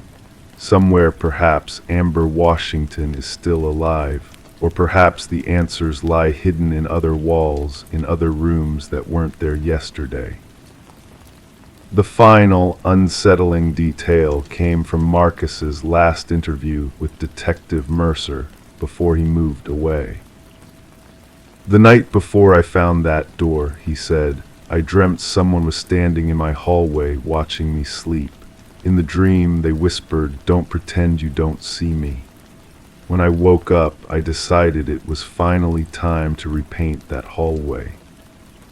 He paused, then added, "Sometimes I wonder if I would have ever noticed the door if I hadn't decided to paint that day. And then I wonder, how many other doors are out there that no one has found yet?" Crime 8, the thrift store camera, was dusty, the battery dead, but inside the cassette slot already inserted was a labeled tape, "Play Me." What played back was footage of someone filming a sleeping person from across the room, zooming in slowly on their mouth, then silence and a whisper, "Closer now." Rachel Caldwell had always been drawn to vintage items. At 27, she filled her small Portland apartment with carefully curated second-hand treasures. Every Saturday morning, rain or shine, she would visit the local thrift stores, searching for hidden gems among the discarded belongings of strangers. April 14th, 2018 seemed like any other Saturday. The Pacific Northwest rain tapped gently against the windows of Goodwill on Burnside Street as Rachel browsed through shelves of electronics. A JVC camcorder from the early 2000s caught her eye, outdated technology, yet charmingly nostalgic. The price tag read $15.99. On impulse, she bought it, thinking it might be fun to digitize some old family videos her mother had stored in the attic. At home, Rachel placed the camera on her coffee table and went about her day. It wasn't until that evening, while sipping chamomile tea and listening to the persistent rain, that she decided to examine her purchase more carefully. The camera felt heavier than expected. When she popped open the cassette compartment, she was surprised to find a mini DV tape already inside. Handwritten in black marker across the white label were two simple words: "Play me." Rachel paused. Something about the message felt uncomfortably intimate, as though she had intercepted a private communication. She considered throwing the tape away. Instead, curiosity prevailed. She found a charger that fit the camera, waited for the battery to gain enough power, and pressed play. Static filled her television screen, then cleared to reveal a dimly lit bedroom. The footage was grainy, the timestamp in the corner reading 2:37 a.m. March 3, 2017. The camera panned slowly across an unfamiliar bedroom to focus on a person sleeping soundly under blue bed sheets. Whoever held the camera was standing in the doorway, their breathing audible in the recording. For nearly 3 minutes, nothing happened except the slight rise and fall of the sleeper's chest. Then the camera began to move. Slowly, the unseen videographer crept closer to the bed. The sleeping figure, Rachel couldn't tell if it was a man or woman, remained motionless as the camera zoomed in on their partially open mouth. The breathing behind the camera grew deeper, more deliberate. Then came the whisper, so close to the microphone that it felt like it was being spoken directly into Rachel's ear. "Closer now." The screen went black. Rachel sat motionless on her couch, the empty teacup cold in her hands. Outside, the rain had stopped. She rewound the tape and watched it again, scrutinizing every detail. The room contained few distinctive features: a dresser, a bedside lamp, a framed poster on the wall that she couldn't quite make out. The sleeping person's face remained mostly obscured by shadow and the camera angle. There was something methodical about the recording, as though the person behind the camera had done this before. The next morning, Rachel called the Goodwill store to ask about the camera's origin. The manager, sounding distracted, explained that they received hundreds of donations daily and kept no records of individual items. Whoever had donated the camera remained anonymous. Against her better judgment, Rachel didn't take the tape to the police immediately. Something about the footage, disturbing yet not explicitly criminal, made her hesitate. Instead, she uploaded a still frame from the video to a local Reddit community, asking if anyone recognized the bedroom. 3 days later, a user named Blue Jay Watcher sent her a private message. "Where did you get this? That's my cousin's apartment on Division Street." Rachel arranged to meet Blue Jay Watcher, whose real name was Michael Keene, at a coffee shop downtown. Michael was 34, with tired eyes and a nervous habit of tapping his fingers against his coffee mug. His cousin, he explained, was named Thomas Reeves, a software developer who had moved to Seattle 6 months ago. "That's definitely his old bedroom," Michael confirmed, studying the image on Rachel's phone. "That poster on the wall is from some indie band he followed. But this is weird. Tom lived alone. who would be recording him sleeping. Rachel showed Michael the full video. His face paled as the whispered "closer now" played through her earbuds. Tom started acting strange about a year before he moved, Michael said quietly. Became paranoid, installed extra locks on his doors and windows. He told us he felt like he was being watched, but everyone thought he was just working too hard. Together, they decided to contact Thomas. Michael called his number, but it went straight to voicemail. He sent a text explaining the situation. Hours passed with no response. By evening, concern had evolved into genuine worry. Rachel, now feeling responsible for whatever unfolding mystery she had stumbled upon, agreed to accompany Michael to Thomas's former apartment building on Division Street.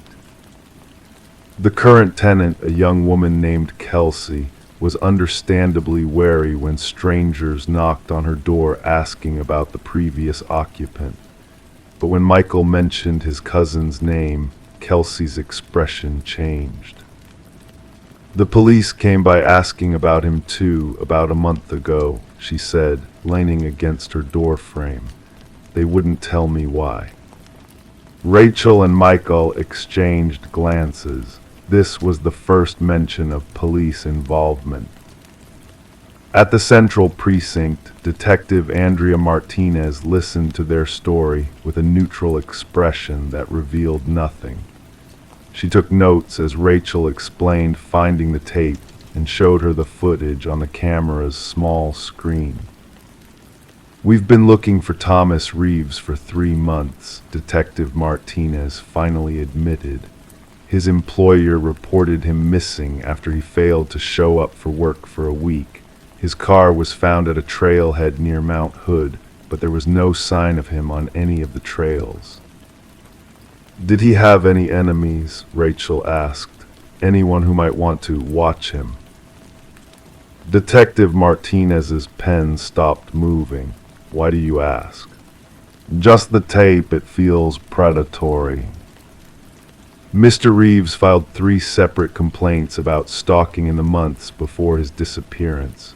He reported finding small objects in his apartment moved between when he left for work and when he returned.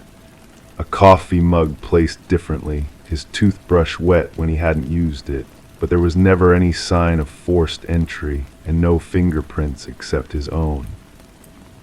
Detective Martinez confiscated the camera and tape as potential evidence, though she seemed skeptical about their connection to Thomas's disappearance. She promised to call if there were any developments. 2 weeks passed. Rachel found herself checking news reports daily for any mention of Thomas Reeves. She jumped whenever her phone rang. Sleep became elusive, her mind replaying that whispered "closer now" in the darkness of her bedroom. Then Michael called. His voice trembled as he spoke. "The police found something. They want us to come in." At the precinct, Detective Martinez looked grim. She led them to a small conference room where a laptop was set up. "We obtained a warrant to search cloud storage accounts associated with Thomas Reeves," she explained. There were dozens of video files, all with the same naming convention, dates followed by sleep.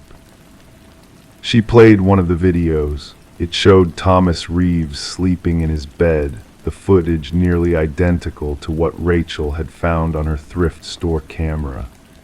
But this was filmed from a different angle, from inside a closet, the door cracked just enough for the lens to peer through.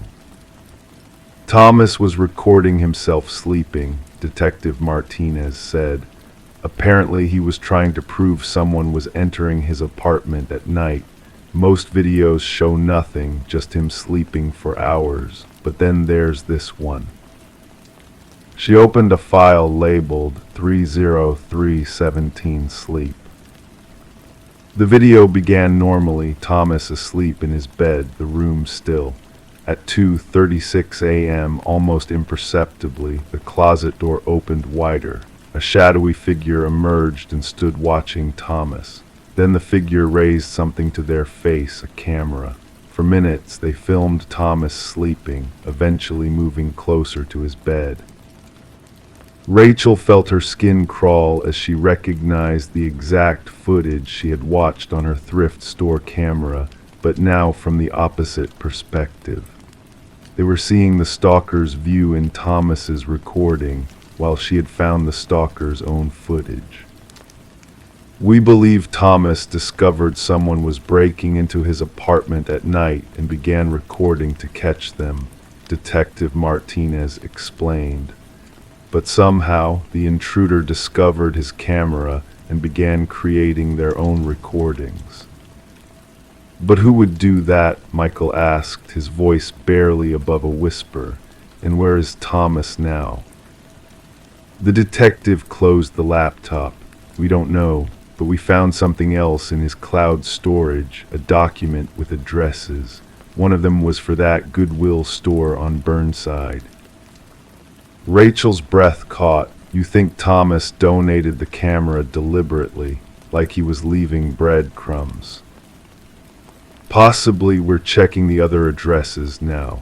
Detective Martinez hesitated before continuing. There's one more thing. The last entry in Thomas's digital calendar, dated one day before his car was found at Mount Hood, simply reads, "It's been them all along, closer now." 3 months later, hikers discovered human remains in a remote area of Mount Hood National Forest. Dental records confirmed they belonged to Thomas Reeves. The medical examiner determined he had died from exposure, likely after becoming disoriented on an unmarked trail. But questions lingered. Why had Thomas gone hiking alone in poor weather? Why had he left his phone in his car? And who had been entering his apartment at night? The most disturbing development came when police searched the apartment of Thomas's next-door neighbor, Alina Walsh, after she was reported missing by her employer. They found a hidden room containing dozens of labeled mini-DV tapes and a journal detailing her nighttime visits to neighboring apartments. She had master keys to the entire building. She worked maintenance part-time. Alina remains missing to this day. The case of Thomas Reeves was officially closed as an accidental death, though Detective Martinez kept a copy of the Play Me tape in her desk drawer. Sometimes, late at night when the precinct was quiet, she would watch it again, listening for clues in that whispered, "Closer now." And Rachel Caldwell, she moved from her apartment to a house in the suburbs. She installed a security system with cameras, and she never again visits thrift stores on rainy Saturday mornings. Crime 9, the apartment was spotless except for the bathroom sink. Inside it, submerged in pink water, were dozens of human teeth. No blood, no roots, just smooth enamel, worn and sorted by size. In the drain trap, investigators pulled out a note. They don't need them where they're going. Detective Sarah Collins had been with the Portland Police Department for 17 years, but nothing quite prepared her for what she encountered in apartment 412 of the Westfield Heights complex that overcast Tuesday morning in late October. The call had come in as a wellness check. A woman concerned about her brother who hadn't been answering his phone for 3 days. Not unusual in most circumstances, except Matthew Harmon never missed his daily call to their mother, who was in assisted living with early-stage dementia. Matthew was 34 years old, a dental hygienist at Bridgeview Dental Associates. He lived alone in the modest one-bedroom apartment he'd rented for the past 6 years. His colleagues described him as punctual, meticulous, and private. He kept his workspace immaculate and rarely shared details about his personal life.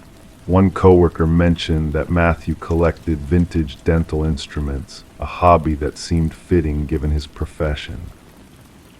He wasn't the type to just disappear, his sister Elaine told Detective Collins, her voice trembling slightly as they stood in the hallway outside his apartment. Matt's reliable to a fault. Even if he was sick, he'd text me. When the building manager unlocked the door, everything appeared normal at first glance. The living room furniture was perfectly arranged, almost staged, with magazines fanned precisely on the coffee table. The kitchen counters gleamed, not a single dirty dish in sight. The bed was made with hospital corners, and a row of identical white shirts hung in the closet, each exactly 1 inch apart. It was the bathroom that broke the pattern of orderliness, though not in the way one might expect. There was no sign of struggle, no blood spatter on the walls, no overturned products. Instead, there was just the sink, filled with that pale pink water and those teeth, at least 40 of them, Detective Collins would later estimate, arranged in concentric circles. Adult teeth, some with visible wear patterns, all of them clean, as though they had been professionally extracted and sterilized. Matthew Harmon was nowhere to be found. The forensics team arrived within the hour. As they photographed and collected the teeth, Detective Collins interviewed neighbors. No one had heard anything unusual. No one had seen Matthew for several days, but that wasn't unusual either. "He's a quiet one," said Mrs. Delacroix from apartment 410. "Always nods politely in the hallway, but doesn't stop to chat." Only one neighbor, a college student named Tyler Jensen from the apartment directly below, offered anything noteworthy. "About 4 nights ago, I heard what sounded like furniture being moved around up there. Not loud, just persistent, like someone rearranging things over and over. It went on for maybe an hour, then stopped." Detective Collins made a note of it. What time was this? "Late, maybe 1 or 2 in the morning. I remember because I was up studying for midterms." The preliminary report from forensics came back the next day. The teeth were human, from multiple individuals, and showed no traces of DNA on their surfaces. They had been thoroughly cleaned and possibly bleached. The pink tint in the water came from a common denture cleaning solution. Matthew's car was still in his assigned parking spot. His cell phone hadn't been used since Sunday evening when he ordered takeout from a local Thai restaurant. The delivery driver confirmed dropping off the food around 7:15 p.m. Matthew had tipped well, as usual, and didn't seem distressed. A search of his work computer revealed nothing unusual, though a colleague mentioned that Matthew had been spending extra time in the records room over the past few months. I asked him once what he was looking for, and he just said he was updating some old files. Nothing seemed off about it at the time. It was when Detective Collins interviewed Dr. William Frost, the owner of Bridgeview Dental Associates, that the first real lead emerged. Dr. Frost, a man in his early 60s with silver hair and steady hands, seemed genuinely shocked by Matthew's disappearance. "Matthew is an exemplary employee," he said, continuously using the present tense. "Patients love him, well, as much as anyone can love their dental hygienist." He chuckled nervously. When asked about the teeth found in Matthew's sink, Dr. Frost's demeanor changed subtly. "That's disturbing. We do keep extracted teeth sometimes for educational purposes, but they're properly disposed of after use." "Could Matthew have access to these educational specimens?" Detective Collins asked. Dr. Frost hesitated. "Yes, but there wouldn't be that many, and they'd be logged."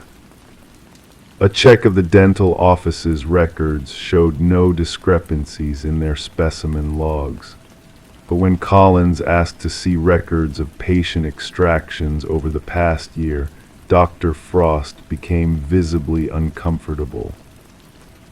"I'd need to consult with our legal team before sharing that information." Detective Collins returned with a warrant the next day.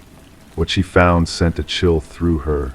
Over the past 18 months, there had been 16 patients who had all their teeth extracted at Bridgeview, all of them elderly, all of them with advanced dementia, all of them from the same 3 nursing homes in the area. And Matthew Harmon had assisted in each procedure. Furthermore, while checking the scheduling system, Collins discovered something odd. There were appointment slots blocked off under Matthew's name, but with no patient assigned, always at the end of the day, always on Fridays, typically once every few weeks.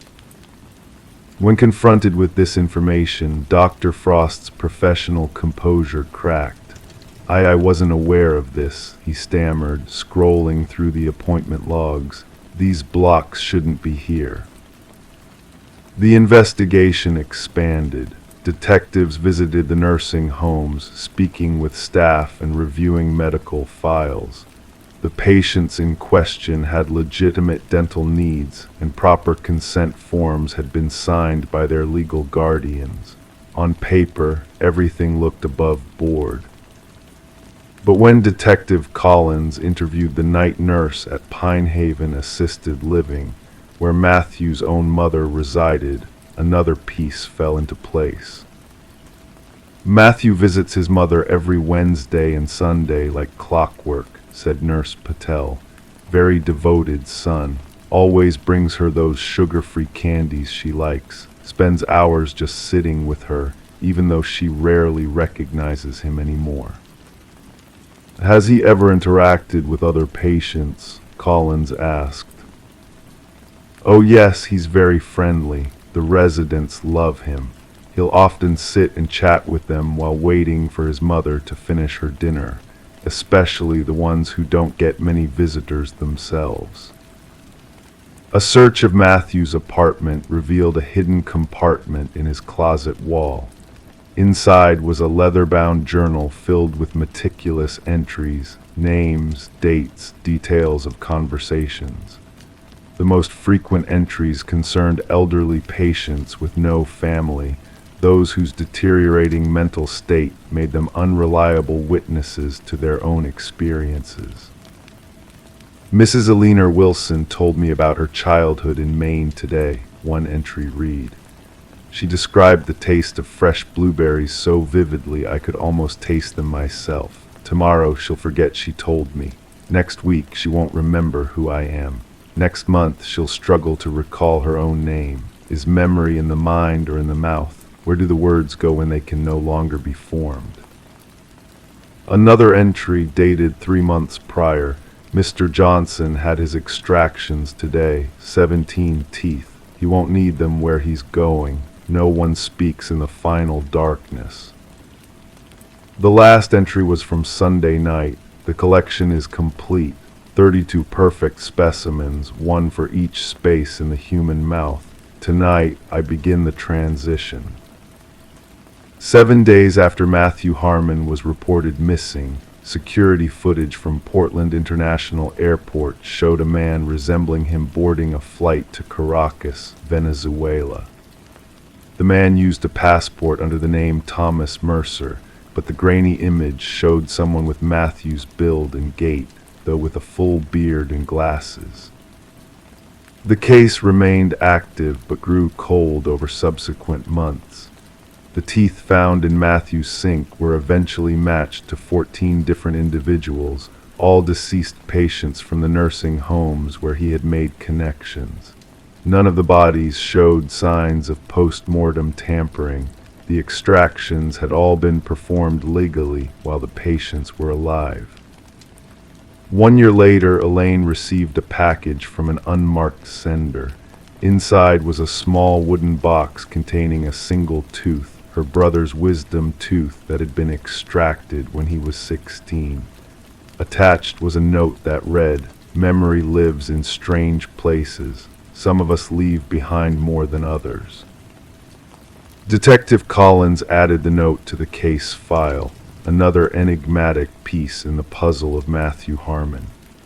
Sometimes, late at night when she couldn't sleep, she would review the case, wondering about the man who collected teeth from those who no longer needed them, who disappeared as methodically as he had lived, leaving behind only the ghostly enamel echoes of forgotten lives. In Portland, whenever it rains, which is often, some still say they can hear the faint sound of dental tools scraping against bone, especially near the now vacant apartment 412, where the sink once held a constellation of human teeth, arranged like stars in a universe only Matthew Harmon could comprehend. Story 10: The Whispering House. She desired to refresh the nursery before the new arrival. The walls wore a faded blue, a color holding secrets of times long past within its worn layers. As she applied the first coat of white paint, a hidden surprise emerged from beneath the faint outline of letters, gradually sharpening into legibility. A message etched below the surface. "Don't let it hear you," her breath hitched in her throat. Stepping back, her gaze fell upon them tiny handprints imprinted in the fresh paint, positioned too high on the wall for any child's reach. The revelation within the nursery of the Morgan residence marked the genesis of what investigators would later term the Whispering House case. The young couple had bought the Victorian-style home just months prior, lured by an unbelievably low price. The real estate agent had mentioned only minor cosmetic issues, neglecting to disclose the property's shadowed past. Detective Sarah Klein rang the doorbell, notebook clutched in hand. A woman answered, her swollen belly protruding beneath paint-splattered overalls. Dark circles encircled her eyes, evidence of sleepless nights. The detective observed the woman's trembling hands as she recounted the eerie discovery of the message and handprints. The previous owners vanished overnight, the woman disclosed. Neighbors claimed they departed in haste, with no moving truck, only essentials packed in their car. Walking through the historic home, Detective Klein's steps echoed on aged floorboards. Standing in the nursery, she scrutinized the partially painted wall. The cryptic message still lingered where the paint job had been abruptly abandoned. Beside it, 5 small handprints pressed into the wet paint, positioned at adult shoulder level. Back at the precinct, Detective Klein delved into the property records. The house had changed owners 8 times in 3 decades, a remarkably high turnover rate. Each family had resided for less than 2 years. More perturbing were the child welfare reports linked to 3 of those families. Children reported hearing whispers from the walls and feeling watched while they slept. The detective delved deeper, unearthing construction records and historical accounts. The house had once belonged to Eleanor Blackwood, a wealthy widow with no offspring who had run a small orphanage on the premises during the early industrial era. Newspaper clippings referenced 5 children who had vanished from her care. Authorities of the time speculated they had run away, a common fate for orphans in that era. When Eleanor passed away, workers renovating the house stumbled upon a sealed room behind the nursery wall. Inside, they discovered children's belongings, tiny shoes, toys, and garments, but no remains. The case went cold, consigned to dusty archives. Interviewing former residents, Detective Klein pieced together a chilling pattern. Every family with children reported uncanny incidents, toys rearranged overnight, echoes of childish laughter in empty corridors, and crayon drawings materializing on walls. Most dismissed these occurrences as mere imagination until the right thing surfaced. The message varied slightly in each account. Don't let them find you. Don't make a sound. Don't let it hear you. The same handwriting, always unveiled during nursery repaints. A forensic linguist scrutinized photographs of the writing, affirming its match to samples from Eleanor Blackwood's journals. More unsettling were the handprints uniform in size and placement across decades, despite different children inhabiting the home. The investigation took a macabre turn when the detective persuaded the current owners to permit ground-penetrating radar in the basement. The technician identified anomalies in the readings, 5 distinct shapes beneath the concrete floor, each child-sized. Workers breached the concrete, unveiling a grim revelation: 5 small sets of remains arranged in a circle. Forensic analysis indicated the children had perished during Aliner's tenure in the house. Each child wore a pendant engraved with their name, the 5 orphans believed to have absconded. The detective ordered luminol sprayed throughout the nursery. In the darkness, handprints glowed on every wall, concealed beneath layers of paint, invisible to the naked eye. Hundreds of them at varying heights, as if the children had endeavored to escape. Aliner's journals, salvaged from county archives, exposed her twisted rationale. She believed orphaned children possessed a unique spiritual essence. By confining them in the hidden room, she aimed to harness their vitality to prolong her own life.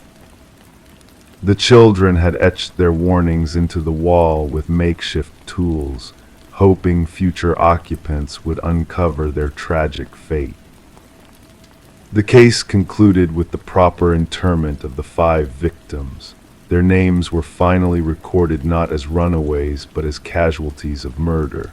The house remained deserted thereafter, the expectant couple declining to return even for their belongings. Detective Klein submitted her final report, featuring photographs of the luminol-illuminated handprints and the hidden message. She noted that while justice had been meted out for the original victims, an inexplicable presence lingered in that house, something persisting to reach out through layers of paint and time. The nursery walls were raised during remediation, yet laborers reported hearing children's whispers emanating from the debris. None dared return after their shift ended. The house was ultimately condemned, becoming another cold case file in a forgotten cabinet, a tangible closure, yet spiritual queries destined to remain unanswered.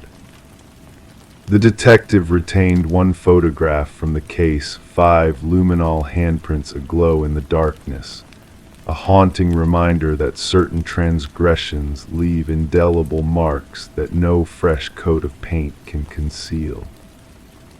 Story 11. In the quiet stillness of the night, a tale unfolds within the walls of a Victorian-era home. Michael and Sarah Klein, the unsuspecting new tenants, found themselves drawn into a mystery that whispered through the peeling layers of wallpaper. As they delicately stripped away the worn paper, a hidden narrative began to emerge. Inked in a frenzy of repetition, a single name adorned the wall: Aliner Winters. Each stroke of the pen told a story of desperation, of a soul trapped within the confines of the old house. This name, unfamiliar and haunting, led the couple down a rabbit hole of discovery. A name that did not belong to the previous owners, a name absent from any official records. Their search online unearthed a chilling connection, a missing persons case from decades past, with a face that mirrored the woman who had sold them the house. The layers of time peeled away like the wallpaper, revealing secrets long buried beneath the surface. The charming facade of their new home crumbled to reveal a history shrouded in darkness. Sarah and Michael, initially enchanted by the character of the old residents, found themselves entangled in a web of intrigue. What began as a simple water stain in the master bedroom transformed into a journey of unraveling the past. With each layer they uncovered, a sense of unease settled upon them. Who was Aliner Winters, and why was her name etched so fervently upon the walls? The answers eluded them, pushing them further into the depths of the mystery. Their once peaceful abode now echoed with the whispers of the past, urging them to seek the truth that lay hidden within the confines of the house. The walls themselves seemed to pulse with a strange energy, as if urging them to dig deeper, to unravel the threads of a long-forgotten tale.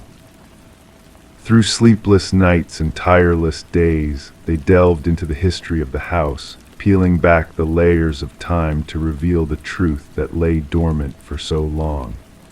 The story of Alina Winters, of a life lost and a soul trapped within the confines of the old walls. As they uncovered the dark secrets hidden within, a sense of foreboding settled upon them. The truth they sought was not a simple one, but a tangled web of deceit and betrayal that spanned decades. The revelation came like a whisper in the night, a chilling truth that sent shivers down their spines. The name on the wall was not just a name, it was a key to unlocking a mystery that had haunted the house for years. And as they stood on the threshold of the past, watching as the layers of time unfurled before them, they knew that their lives would forever be intertwined with the dark secrets of the house. A place where the walls themselves whispered of a crime long buried, waiting to be brought to light. And so, as the night enveloped them in its comforting embrace, they found solace in the knowledge that the truth had been revealed, that justice had been served, and that the house would forever bear the weight of its dark history. A history that would forever be etched in the walls, a story of mystery and intrigue that would lull them to sleep, knowing that they had unraveled the secrets of the past. Story 12. The apartment had sat in silence for months, its emptiness echoing through the halls. When the new tenants arrived, their expectations were low, perhaps a layer of dust, a few forsaken remnants of the past. Yet one door resisted their gentle nudges, a closet, its contents a mystery locked from within. The landlord, with a wary expression, finally forced the stubborn door ajar, revealing a secret that sent shivers down their spines. Inside, the walls bore witness to a harrowing tale, etched with deep, uneven scratches as if pleading for escape. And nestled in the shadows, an ancient flip phone lay dormant, its screen illuminated by a single unread message. Detective Morgan Shaw, seasoned in the realm of darkness, felt a chill crawl up her spine, not from the sight of gore or violence, but from the silent cry of captivity that lingered in those marks. "We need forensics here immediately," she instructed her partner, Officer Reed, who diligently captured every haunting detail, "and fetch me the records of the previous tenants."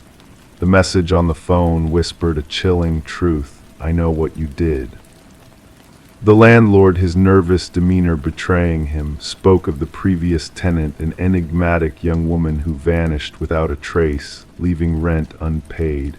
Quiet, kept to herself, left 6 months past, he mumbled, his gaze skirting the closet's darkness. No trouble, none at all. Forensics unraveled a web of secrets embedded in the wall's scars. Blood samples intertwined, most belonging to a single soul, presumably the vanished tenant, Emma Caldwell, aged 28, reported missing by her workplace. Yet 2 other DNA signatures emerged. One remained a mystery in the databases, while the other belonged to a man supposedly deceased for 2 years. "This cannot be," Shaw murmured, studying the perplexing findings. Derek Mercer, presumed dead in a tragic accident, now left his genetic mark on the walls of Emma's prison. Her apartment whispered of a life abruptly halted, unwashed dishes, untouched mail, a bed neatly arranged.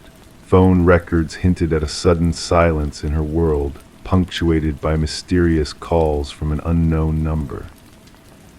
The sister mentioned a mysterious boyfriend, Reed informed Shaw. No name given, just intense and private. Surveillance footage painted a haunting picture of Emma's final moments, her entrance, followed by a shadowed figure in a baseball cap, carefully concealing his face from prying eyes. The puzzle found a missing piece in the fingerprints left on the closet's doorknob, Derek Mercer's ghostly touch. He faked his demise, Shaw concluded, But why and what tie binds him to Emma? The enigmatic DNA sample led them to another vanished soul, Lynette Porter, missing for 3 long years. Shaw connected the dots, revealing a sinister tapestry woven by Mercer's hands. A car tied to Mercer's kin prowled near Emma's residence, its driver a mirror image of the vanished man. The trail led to a secluded property, a chamber of horrors where Lynette Porter languished, a shadow of her former self. Journals chronicling Mercer's lust for dominance, photographs of his prey, and damning footage exposed his monstrous truth. "He thought he could silence us," Lynette murmured, her eyes reflecting a void of terror. "But light always finds a way through darkness." Mercer's capture unleashed a wave of revelations, exposing a twisted mind that reveled in the agony of confinement. As the authorities closed in, Mercer clutched a ticket to oblivion, armed with tools of torment and reminders of his past atrocities. During interrogation, Mercer's calm deck cracked, revealing a dark heart devoid of remorse. "She sought her own end," he whispered of Emma's final message. "Desperation breeds deceit." The trial laid bare his elaborate charade of death, a macabre dance of deception that ensnared his victims in a web of despair. Emma's body lay unfound, her final plea etched in the glow of a dying phone. The jury's swift verdict sealed Mercer's fate, a lifetime imprisoned by his own malevolence. As Lynette faced her tormentor in court, her voice rang with defiance. "You sought to shackle us in darkness," she declared, her gaze unwavering, "but light always finds a way through shadows." The case reshaped investigative tactics, emphasizing the importance of patterns and property in missing person cases.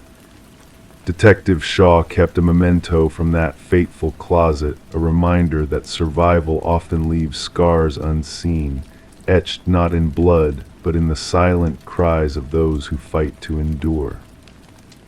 Story 13. As she crossed the threshold, the dust danced in the still air, enveloping her in a world frozen in time. The abandoned house whispered of forgotten tales, its peeling walls and shrouded furniture holding secrets untold. Yet amidst the eerie stillness, a peculiar mystery unfolded before her. Each door she opened led her back to the same room, trapping her in a loop of endless corridors that defied logic. The only escape was the entrance she had come through, but when she turned to life, the front door had vanished into thin air. The revelation of Morgan Pierce's lifeless form shifted the abandoned Victorian from a mere curiosity to a chilling crime scene. Detective Sarah Lind stood at the threshold, observing the forensic experts move silently through the murky interior like spectral whispers. The house had gained a reputation among the locals, a place where compasses spiraled out of control, where shadows seemed to watch your every move. Now it held secrets far darker than mere myths and legends. The initial assessment suggests she passed about 3 days ago, the medical examiner murmured, his words barely audible in the solemn space.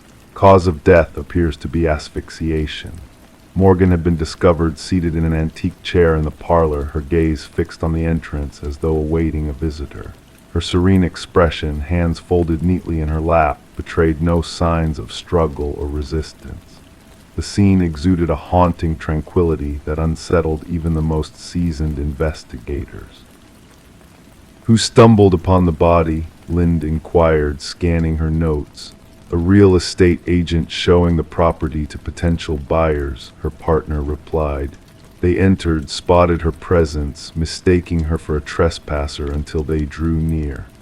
The house had remained uninhabited since the passing of its previous owner, Elinor Blackwood, nearly half a decade prior. Legal disputes had left the property in a state of neglect, unwanted, unsold, a forgotten relic except to those seeking thrills in its shadowed halls. Morgan Pierce, a 26-year-old graduate student delving into architectural anomalies for her thesis, possessed a meticulous nature, an unyielding ambition, and a fascination with spaces that defied conventional norms. The abandoned Victorian, notorious for disorienting its visitors, beckoned to her like a siren's call. Her roommate reported her missing 2 days ago, Lind noted.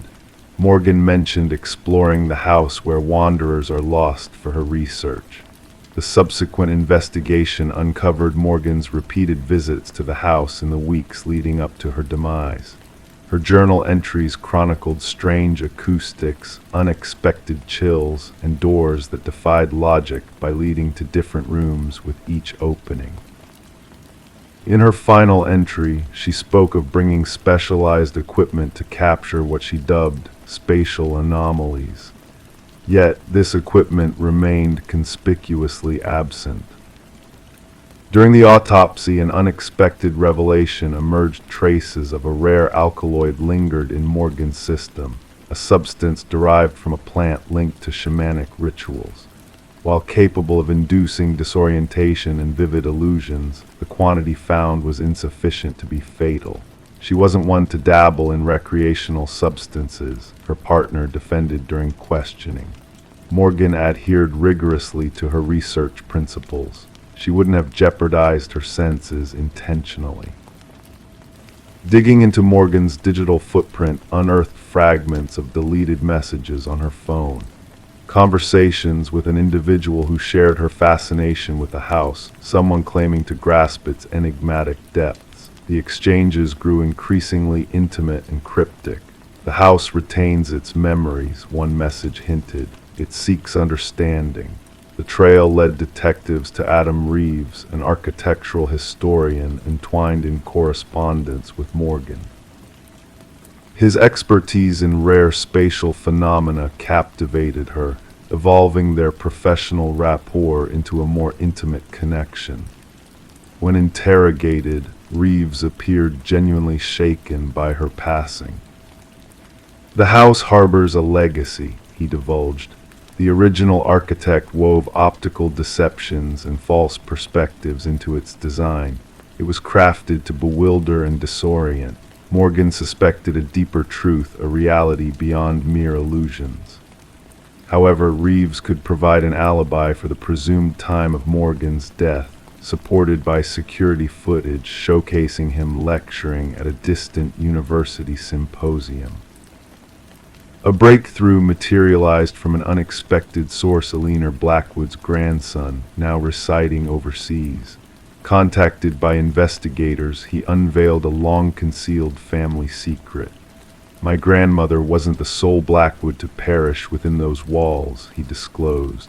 "Others met their end there, always discovered in the parlor, their countenances serene. The family dubbed it the Claiming." Furnishing investigators with decades-old journals, he outlined a pattern of deaths initially attributed to natural causes. Those who lingered within the house eventually succumbed to what the family cryptically termed the influence. A secondary sweep of the estate exposed a concealed compartment behind the parlor's hearth. Within, investigators unearthed Morgan's missing tools alongside a startling discovery. A small chamber housed artifacts from various indigenous cultures, meticulously arranged in a geometric formation. At its heart resided a carved figurine, its features worn smooth by generations of touch. Analysis pinpointed the figurine as an embodiment of a deity linked to liminal thresholds, gateways between realms. Traces of the alkaloid matched that found in Morgan's system.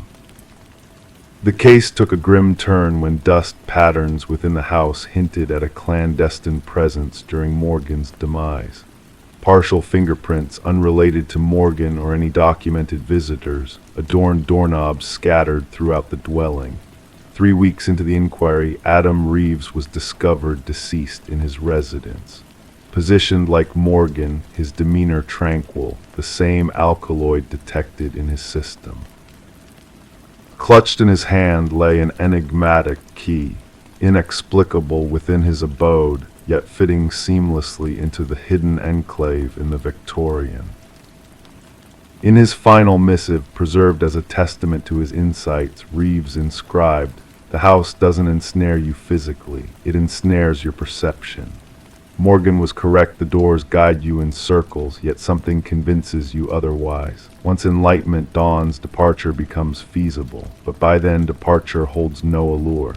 The case lingers unresolved, labeled as suspicious fatalities under scrutiny. The Victorian stands condemned, its access restricted by official decree. Nonetheless, whispers persist of spectral lights illuminating its chambers on certain nights, of guests who vanish without a trace. Locals debate whether the house claims those who delve too deeply into its enigmas, or if Morgan and Reeves glimpsed a primordial force existing betwixt conventional reality. The veracity remains as elusive as an escape in a dwelling where every door leads back to the inception. Story 14.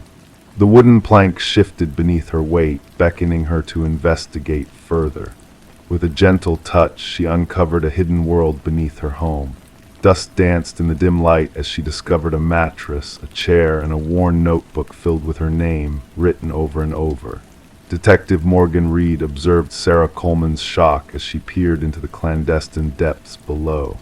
It wasn't just a hidden room, it was a breach of security, a violation of her sanctuary. "Don't disturb anything," Detective Reed cautioned, her voice steady yet commanding. A flicker of her flashlight unveiled walls adorned with surveillance photos of Sarah, evidence of an unsettling obsession that had lurked beneath her feet.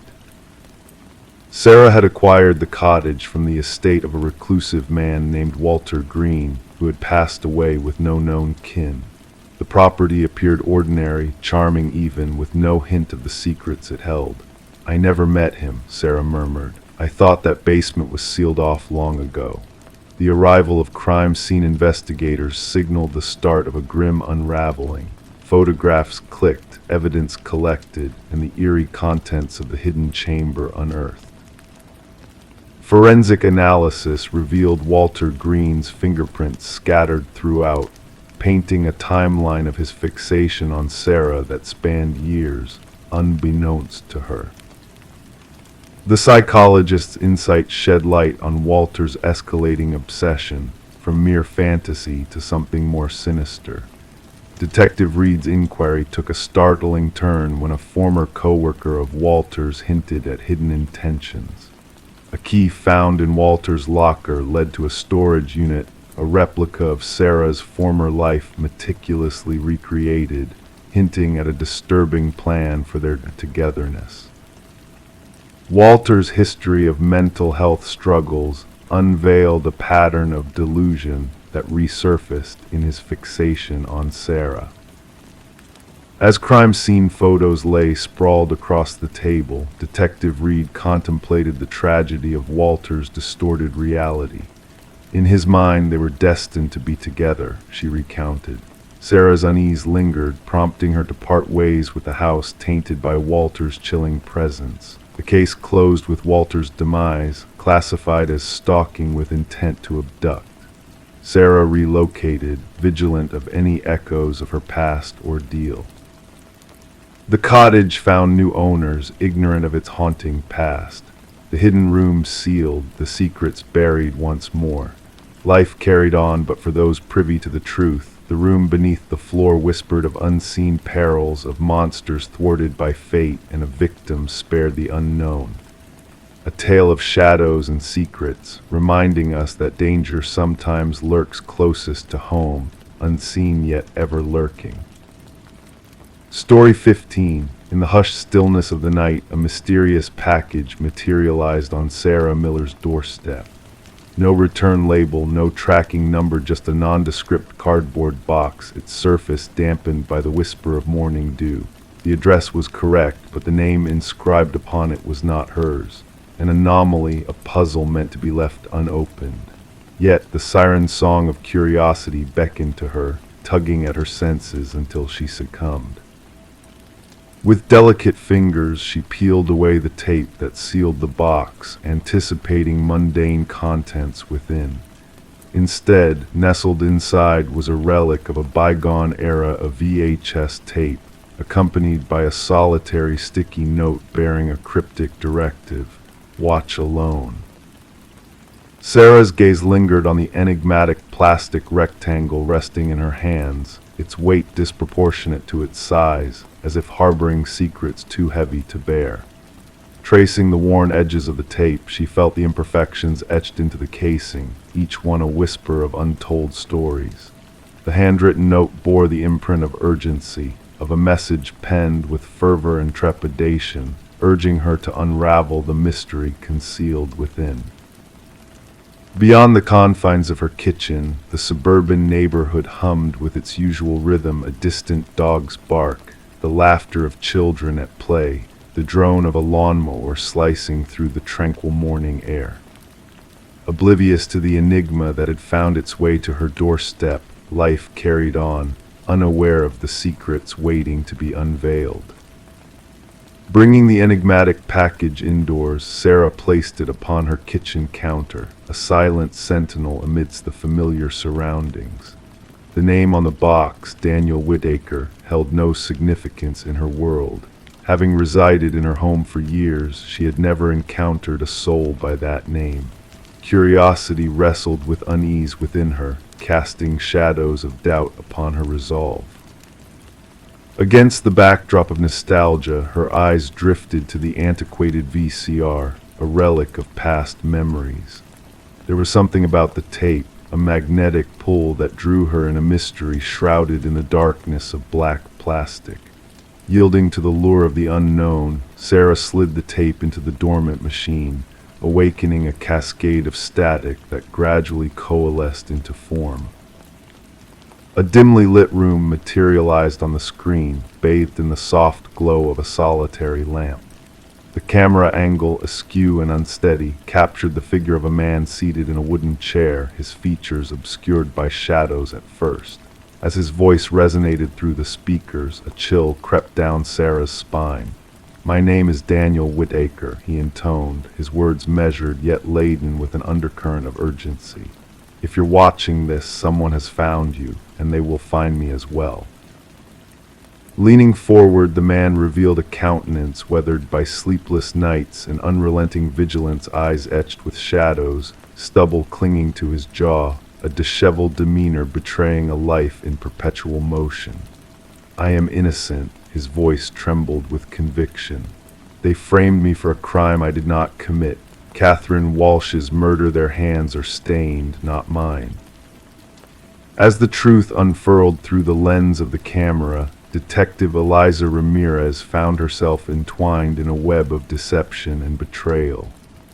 The tape, one of many that surfaced, bore witness to Daniel Whitaker's desperate plea for vindication, a man thrust into the spotlight of suspicion, a pawn in a game of shadows. The case of Catherine Walsh, once a straightforward narrative of murder and motive, now unfurled like a sinister tapestry woven with threads of conspiracy. The pieces of the puzzle began to align, revealing a darker truth lurking beneath the surface, a truth that threatened to shatter the facade of justice and righteousness. As Detective Ramirez delved deeper into the labyrinthine plot, she unearthed a trail of breadcrumbs left by Whitaker, a trail that led to revelations of corporate malfeasance and treachery. Catherine Walsh, a whistleblower silenced in the prime of her life, had stumbled upon a truth so potent it had cost her everything. The shadows of doubt cast long shadows over Ramirez's investigation, each piece of evidence serving as a mirror reflecting distorted truths and manufactured lies. The tendrils of corruption extended far beyond the confines of a single crime, reaching into the heart of a powerful pharmaceutical empire. Sarah Miller, an unwitting participant in this clandestine dance of shadows, received a second package bearing the weight of revelation. Documents once buried in secrecy, now lay bare before her eyes, a damning testament to the sins of those who sought to bury the truth beneath layers of deceit. As the pieces of the puzzle fell into place, a narrative of betrayal and redemption unfolded, a tale of courage and resilience in the face of insurmountable odds. Daniel Whitaker's journey from fugitive to freedman bore witness to the fragility of truth and the resilience of the human spirit. In the quiet moments that followed, as justice prevailed and shadows receded, Sarah and Daniel stood face to face, united by a bond forged in adversity. The wrong address, a twist of fate, had led them down a path of discovery, a path lined with thorns and thistles, yet illuminated by the flickering light of truth. And so, as the VHS tapes were cataloged into evidence, a silent testament to the power of perseverance and the resilience of the human soul, Sarah and Daniel parted ways, their lives forever intertwined by a tapestry of mystery and redemption, a tapestry woven from the fabric of truth and lies, of justice and deceit. Story 16, the aged envelope bore yellowed edges, yet the stamp gleamed fresh as if just kissed by the post. With a delicate touch, the detective unfolded its contents. A solitary sheet of paper emerged, bearing a message typed in urgency, the letters uneven and rushed.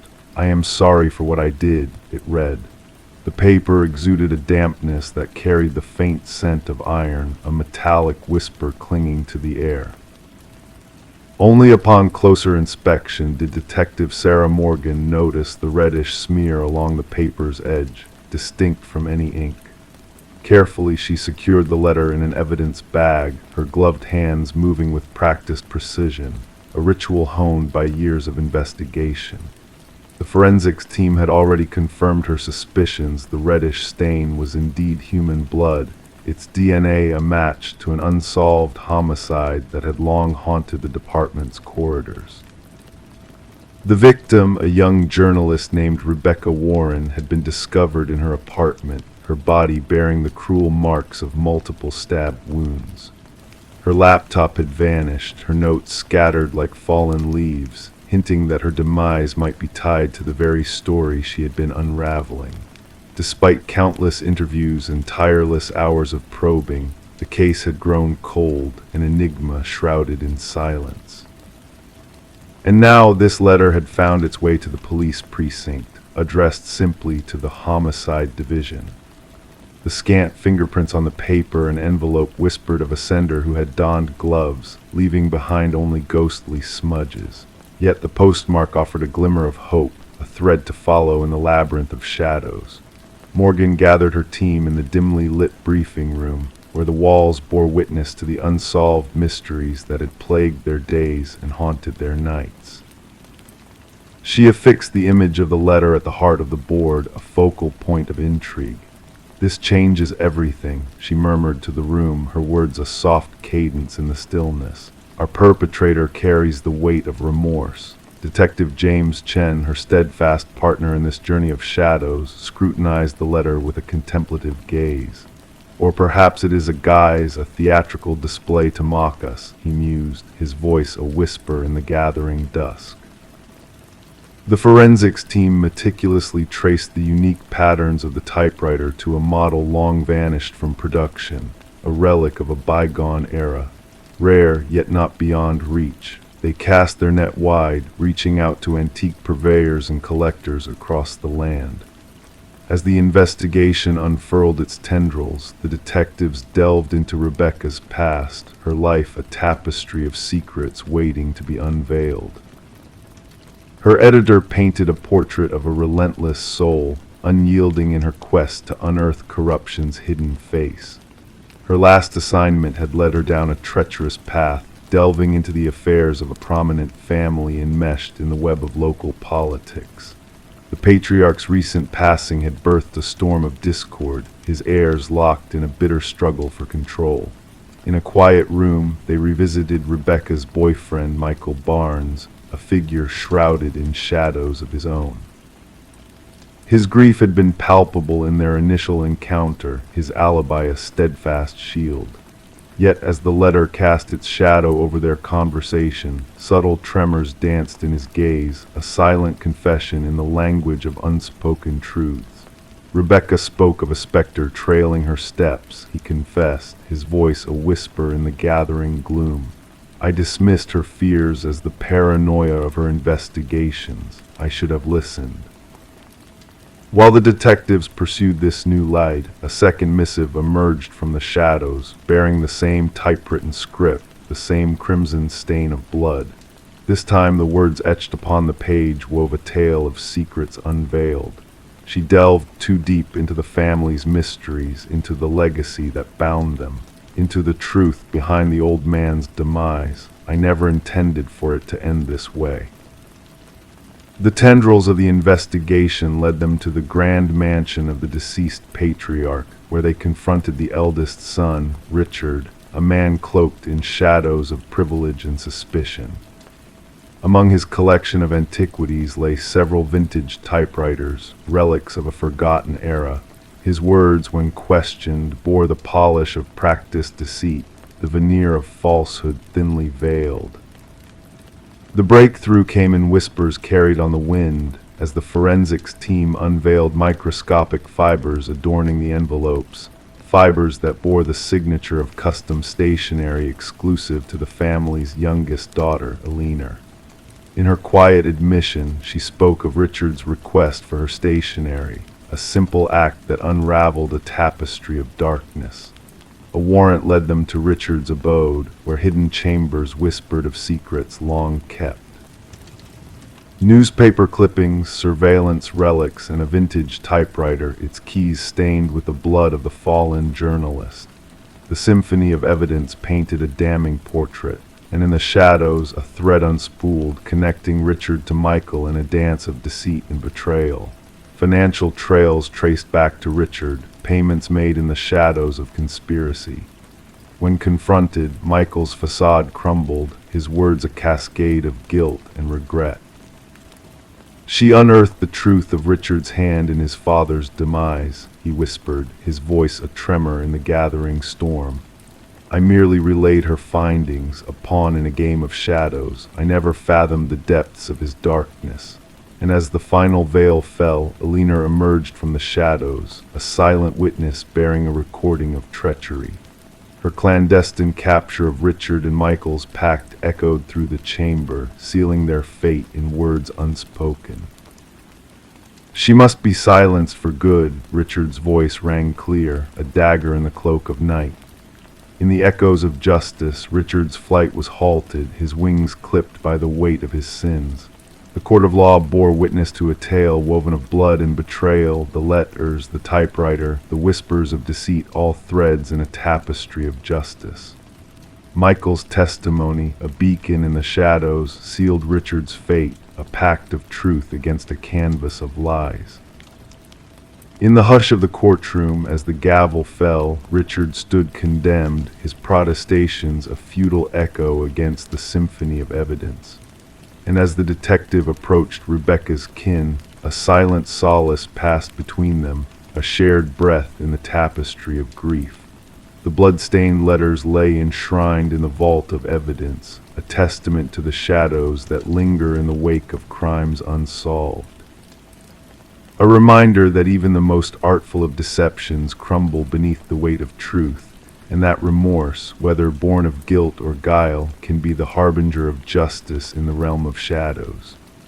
The tale of Rebecca Warren, a fable etched in the annals of sleuthing lore, a whisper of the past that echoes through the halls of justice, a testament to the enduring power of a typewriter's confession and the weight of guilt that shadows the steps of the fallen.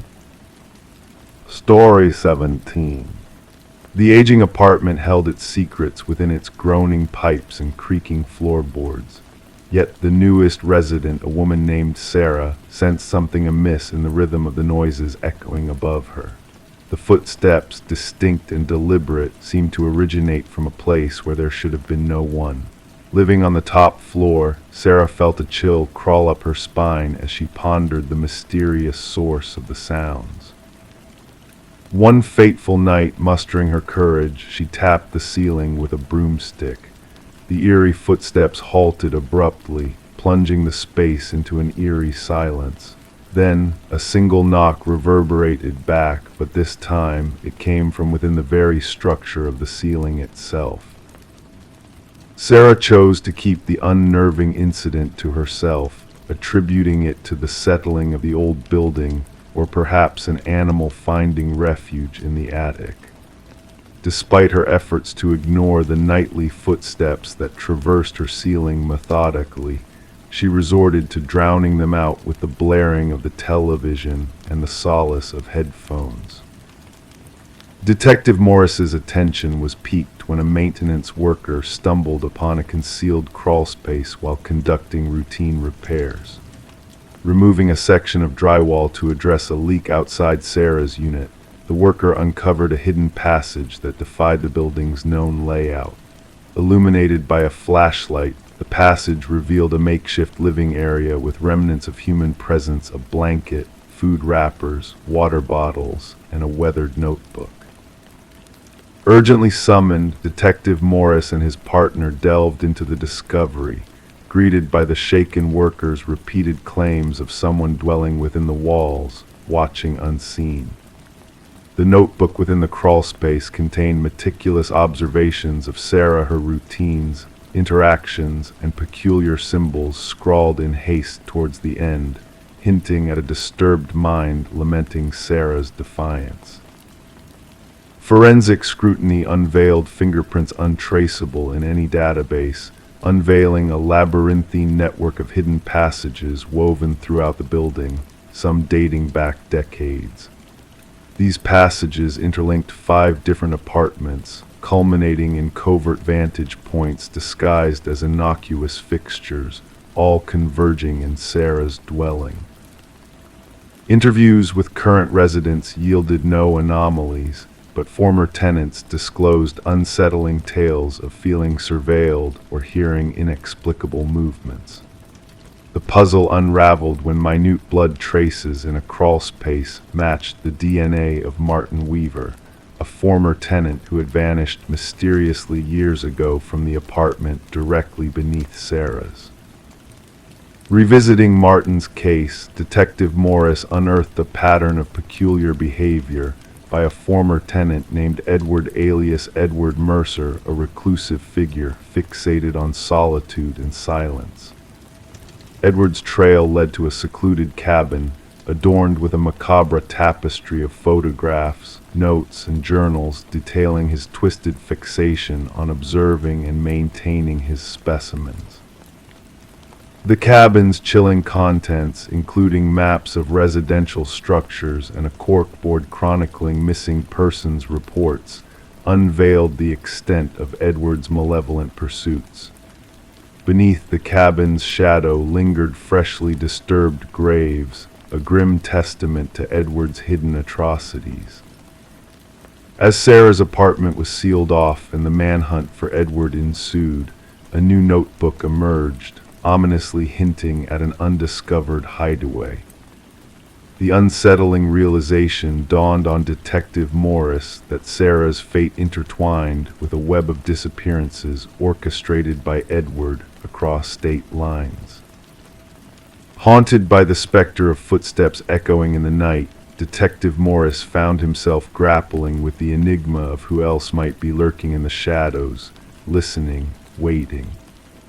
The unsettling silence of the night beckoned him to ponder the unspoken horrors concealed within the walls, forever entwined with the chilling legacy of Edward Mercer.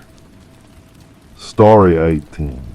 The gentle current whispered its lullaby that quiet morning, the water shimmering like liquid glass, undisturbed and serene. The lone fisherman, lost in his thoughts, almost missed the peculiar sight of a suitcase bobbing lightly near the shore. At first he mistook it for a discarded heap of old garments, but as he ventured closer, a noxious stench assaulted his senses, thick, sweet, and impossible to ignore. The suitcase was ensnared in chains, its corners tarnished by the elements. When authorities pried it open, they were met not by fabrics, but by strands of hair. fingers frozen in a haunting grip, and nestled at the bottom a cryptic note that whispered, "This isn't the first." Detective Sarah Mercer, her demeanor shrouded in a veil of mystery, pressed a delicate handkerchief to her nose as she surveyed the grim tableau. The victim, a woman in her mid-30s with dark locks and pallid skin now marred by the water's caress, lay silent and still. The meticulous medical examiner meticulously documented every detail before the body was tenderly removed from its watery grave. Yet what lingered most in Mercer's mind was not the brutal disposal, but the eerie reverence with which the victim had been arranged manicured nails, freshly styled hair, clad in opulent attire. "She was not slain here," Mercer murmured softly, her gaze fixed on the gentle lapping of the water against the muddied banks. "She was readied, adorned. The victim was identified as Catherine Walsh, a successful real estate agent renowned for her dealings in luxury properties. Divorced, childless, she dwelled in solitude within an affluent enclave. Colleagues painted a portrait of a determined, meticulous woman with an air of secrecy. Her absence was noted when she failed to attend a crucial showing for wealthy clients, a sale that promised to be her most lucrative yet. As investigators combed through Walsh's immaculate modernist abode, a sense of unease settled upon them. Every facet of her home exuded perfection: furniture meticulously arranged, surfaces devoid of dust. The refrigerator housed meticulously ordered meals labeled by the day. Even her wardrobe boasted an array of garments arranged by hue, shoes cocooned in protective sheaths. An anomaly lurked within her home office, a slightly ajar drawer. Nestled within, a leather-bound journal awaited discovery. The final entry bore witness to her fear. "He's watching again. Same car, different plates." A delve into Walsh's digital footprint unveiled a curious pattern: countless messages from unknown sources, all bearing the ominous phrase, "I see your perfection," dispatched at precise intervals. Her online searches hinted at a paranoia, a quest for security systems and self-defense tools. Mercer pieced together these fragments, weaving a tapestry of dread: the meticulous care bestowed upon the victim, the chilling display. "Our perpetrator is deliberate," she confided to her partner in hushed tones. "This was no crime of passion, this was a ceremony." A breakthrough emerged from an unexpected source. A local pawnbroker identified Walsh's distinctive emerald necklace, absent from her belongings. The culprit was a face familiar to the shop owner, Michael Linden, an unassuming maintenance worker of few words. Surveillance footage unveiled his recurrent visits to Walsh's residence, sometimes laden with his maintenance gear, other times unencumbered, always during her absence, engrossed in property showings. Upon scouring Linden's unassuming dwelling, investigators unearthed the chilling gallery walls adorned with clandestine photographs of Walsh and others, all bearing a striking resemblance, all captured without consent. Some faces were marred by crimson crosses. Walsh marked the third chapter. Concealed behind a false panel in his closet lay a shrine, a macabre assembly of mementos, each belonging to a victim. Hair strands on a brush, lipstick-stained tissues, keys, and receipts. Accompanying each collection, a meticulous journal chronicling their lives, their idiosyncrasies, their perceived imperfections. The interrogation chamber grew frigid as Linden was escorted in. Clad in pristine attire, his voice devoid of emotion, he appeared an enigma of tranquility. Yet when confronted with the damning evidence, his facade remained unyielding. "They were flawed," he intoned, devoid of inflection. "They masqueraded as flawless, but I saw the truth. Catherine's desk drawer was always in disarray. Her lipstick missed a mark. Her perfection was a facade." The quest for the two initial victims referenced in his note led authorities to desolate realms where two additional suitcases were salvaged. Within, women akin to Walsh, real estate mavens who touted their meticulous attention to detail. At Lyndon's trial, a haunting silence cloaked the courtroom as prosecutors unveiled the intricacies of his modus operandi. Months of clandestine observation, meticulous planning, and the twisted compulsion to perfect these women haunted the proceedings. Families of the victims bore witness in subdued sorrow as the judge pronounced a life sentence devoid of reprieve. For Detective Mercer, the case was sealed shut, yet enigmas lingered. What triggered Lyndon's fixation on these select women? What inner flaw was he striving to erase through his atrocities? Downstream, the river meandered with a tranquil cadence, its waters purged of all evidence. But within the precinct, atop Mercer's desk, lay copies of those chilling journals, a somber reminder that beneath the veneer of normalcy, shadows lurk. And in the realm of the ordinary, the most perilous predators may be those who dwell in plain sight, biding their time, waiting for the illusion of perfection to fracture. Story 19. The house had sat abandoned for years, a quiet sentinel on the block. Whispers from the neighbors spoke of a young woman who had vanished without a trace, leaving the rooms to gather dust and memories. But when the new occupants crossed the threshold, they stumbled upon a locked bedroom, a mystery waiting to be unraveled. With a creak and a push, the door swung open, revealing a scene frozen in time. The air hung heavy, tinged with the musty scent of neglect, yet there was an underlying tension, a presence unseen but deeply felt. The bed stood neatly made, untouched by time's cruel hand. The mirror reflected nothing but emptiness, wiped clean of all but echoes. And there on the desk, a lone candle stood as a silent sentinel, its wax a remnant of forgotten flames. Beside it lay a notebook, its pages whispering secrets of the past. Detective Morgan, with a steady hand and a furrowed brow, leafed through the journal while the forensic team danced their careful dance, seeking answers in the shadows. The ink upon the pages belonged to Elise Winters, a name etched in the annals of mystery. 26 years of life distilled into words that now danced beneath the detective's gaze. The handwriting spoke of precision, of a mind meticulous and sharp until the final entry where the ink bore the weight of fear. "I know he's watching me tonight," the words trembled on the page. "The same car, circling like a vulture. I've cried out for help, but my pleas fall on deaf ears. If fate should find me, know it was no accident."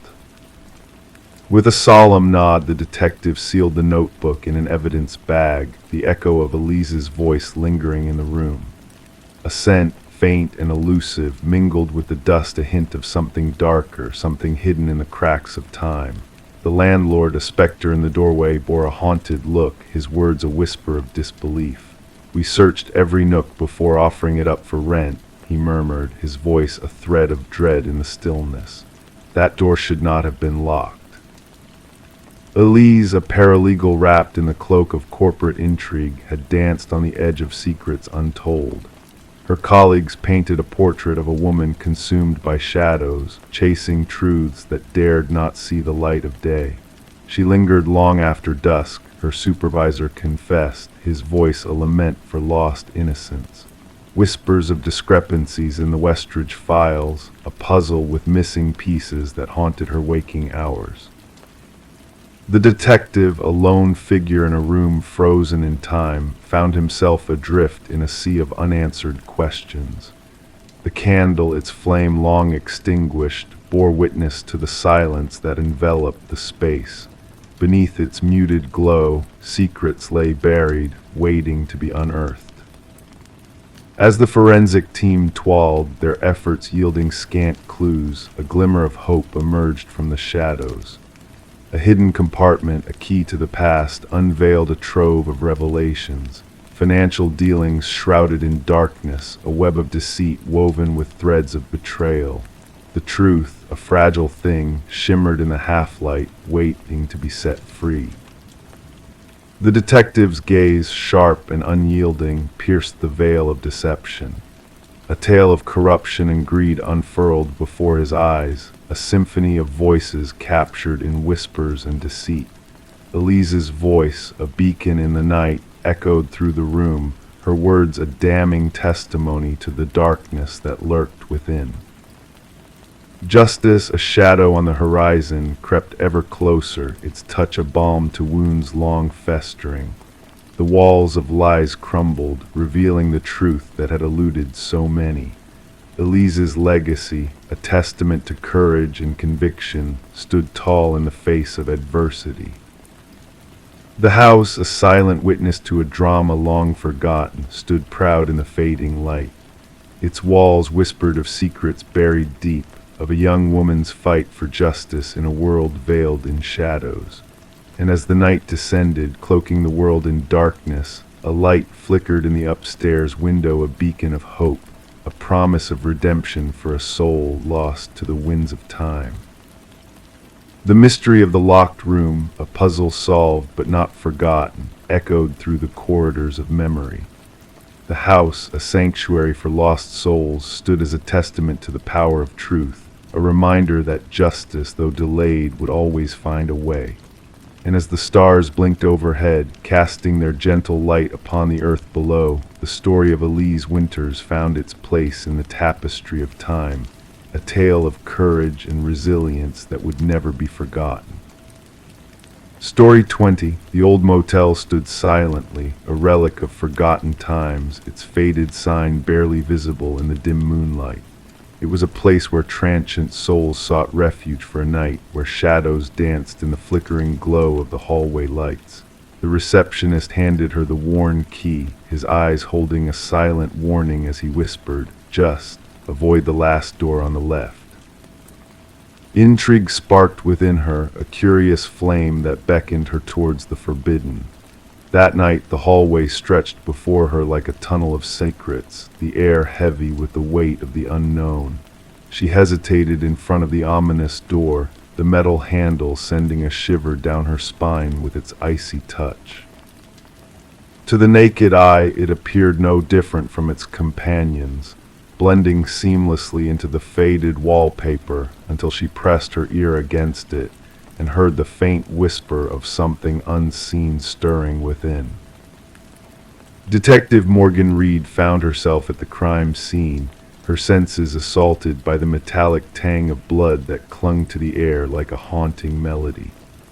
The room bore witness to a macabre tableau, a pristine bathroom juxtaposed with the grisly sight of a young woman's lifeless form sprawled on the floor, her once golden locks now a stark contrast against the darkness that surrounded her. As Reed knelt beside the victim, her mind raced with questions, each more chilling than the last. The forensic technician's monotone voice provided grim answers: another victim, another tragedy, another chapter in a grim saga that seemed to have no end. Back at the station, Reed delved deeper into the case, connecting the dots that painted a picture of a predator lurking in the shadows of anonymity. The press buzzed with speculation, the community gripped by fear as the killer remained at large, leaving behind a trail of broken lives and unanswered questions. Days turned into nights as Reed pursued leads and uncovered hidden truths, each revelation bringing her closer to the heart of darkness that pulsed beneath the surface. The victim, Elaine Werner, became more than a name on a file. She was a person, a life cut short by forces beyond her control. A breakthrough came in the form of a cryptic clue, a mysterious man known only as C, a figure shrouded in secrets and lies. Reed followed the trail, unraveling a web of deceit that led her to the heart of a sinister game played by a man consumed by his own desires. Charles Emerson, a man of wealth and influence, stood at the center of the storm, his mask of civility slipping to reveal the true nature of the beast within. Reed saw through his facade, peeling back the layers of deception to expose the monster that lurked beneath the surface. In a courtroom bathed in harsh light, Justice was served as Emerson faced the consequences of his actions, his eyes devoid of remorse as he was condemned to a lifetime behind bars. But for Reed, the echoes of that night lingered, a ghostly reminder of the darkness that dwells within us all. As she walked down hotel corridors in the dead of night, the memory of that fateful door haunted her dreams, a spectral presence that whispered of untold horrors lurking just beyond the threshold. And in the evidence locker, 3 keys lay dormant, silent witnesses to a truth too terrible to forget the truth that some doors, once opened, can never be closed again. Story 21, the aged apartment exuded a sense of history, its time-worn features telling tales of bygone eras. The heating system emitted a low, mournful groan, and the pipes rumbled with a familiar cadence. It was all part of the building's character. Or so she reassured herself until a peculiar occurrence shattered her perception. A faint, eerie voice, unlike any she had heard before, drifted through the labyrinth of vents, beckoning to her in hushed tones. It wasn't the typical background noise of neighbors chatting on the phone. It was a whisper, calling out her name with a haunting allure. Intrigued and unnerved, she leaned in closer, pressing her ear against the metal grate, her heart quickening its pace. As a chill wind brushed past her cheek, a soft, almost playful voice teased, "I know you can hear me." Detective Morgan Shaw found herself rooted to the spot in the heart of the empty apartment, her gaze fixated on the rusted vent cover that had been forcibly removed from the wall. The forensics team bustled around her, meticulously documenting every detail with flashes of their cameras. The missing woman, Alina Reeves, had vanished without a trace for 7 long days until a noxious odor alerted the building's authorities. What they uncovered within the confines of the ventilation system defied all rational explanation. Officer Patel, his voice steady but tinged with intrigue, recited from his notepad. She reported hearing voices through the vents. Building management dismissed her claims, attributing them to the building's aging infrastructure. Shaw knelt by the vent, observing the deep gouges and frantic scratch marks around its edges. These marks were not made by any conventional tools. They bore the unmistakable signs of desperate fingernails clawing at the metal from the inside. Alina had been a beloved figure, a nurturing kindergarten teacher with a radiant smile and a green thumb that nurtured thriving houseplants on her windowsill. Her absence had raised alarm among her students, who had crafted heartfelt cards in her honor. Her concerned sister had been the one to report her disappearance. She grew increasingly paranoid in the days leading up to her vanishing. The sister confided during an emotional interview, her voice quivering with emotion. Alina was convinced that someone was watching her, speaking to her through the vents in her apartment. "I thought it was just stress from her job." Shaw scrutinized the apartment with fresh eyes, noticing the telltale signs of a life interrupted.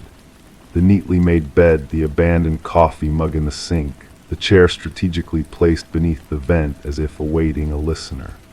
The forensic analysis yielded startling revelations, a match between fibers found in the vent and Alina's favorite cardigan, a mysterious fingerprint inside the vent cover that did not belong to the victim, and most chillingly, audio recordings from Alina's phone. Alone in her car, with the rain patter providing a soothing backdrop, Shaw listened to the recordings in solitude. Alina's voice, tinged with trepidation, echoed through the speakers, "If you're real, say something." A pregnant pause hung in the air for what felt like an eternity before a faint whisper, barely audible, responded, "Alina, sweet Alina, let me in." The background check on the apartment complex revealed a disquieting history. 7 former tenants had vacated the premises prematurely, citing strange noises within the walls. One had even suffered from hallucinations induced by carbon monoxide exposure, claiming to have heard voices emanating from the vents.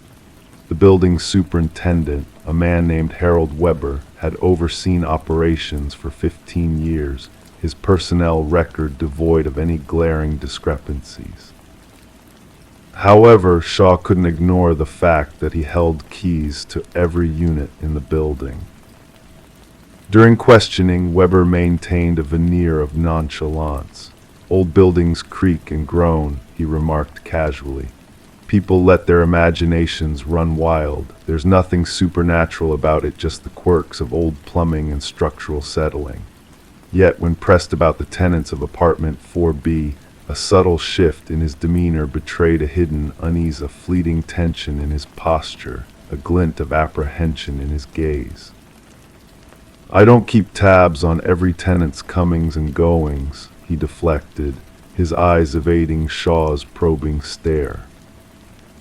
The investigation took a harrowing turn when a concealed access panel was discovered within a leaner's bathroom, leading to a narrow maintenance passage that snaked between the walls, granting unrestricted access to the building's ventilation network. Inside this clandestine conduit, a trove of items was unearthed: a flashlight, a water bottle, remnants of food wrappers, a silent testament to an unseen presence dwelling within the building's confines, observing, listening, and whispering. Shaw authorized a search of Weber's residence, which appeared meticulously organized and devoid of personal effects.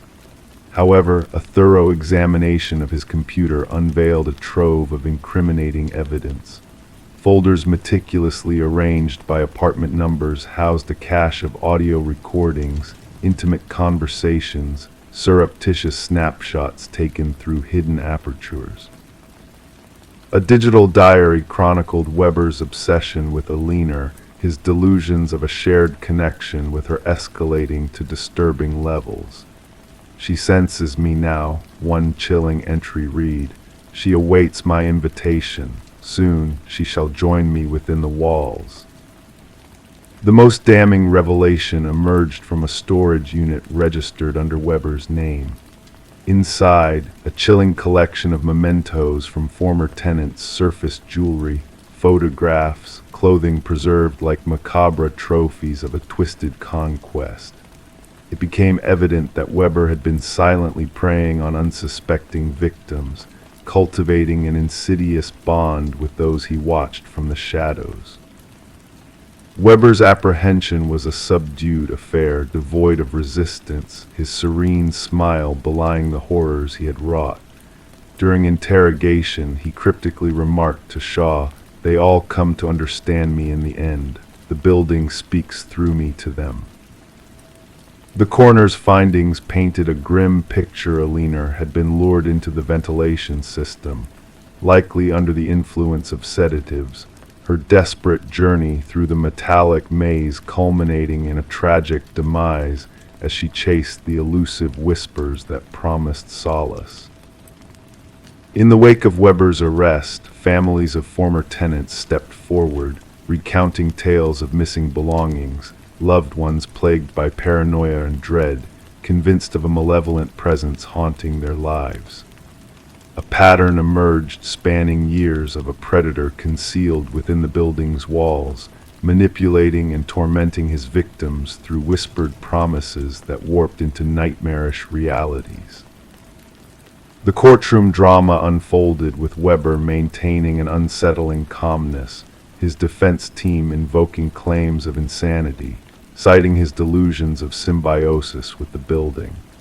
However, the prosecution meticulously pieced together a narrative of calculated malevolence: the modified vents, the clandestine passages, the meticulous records that chronicled his victims' every move.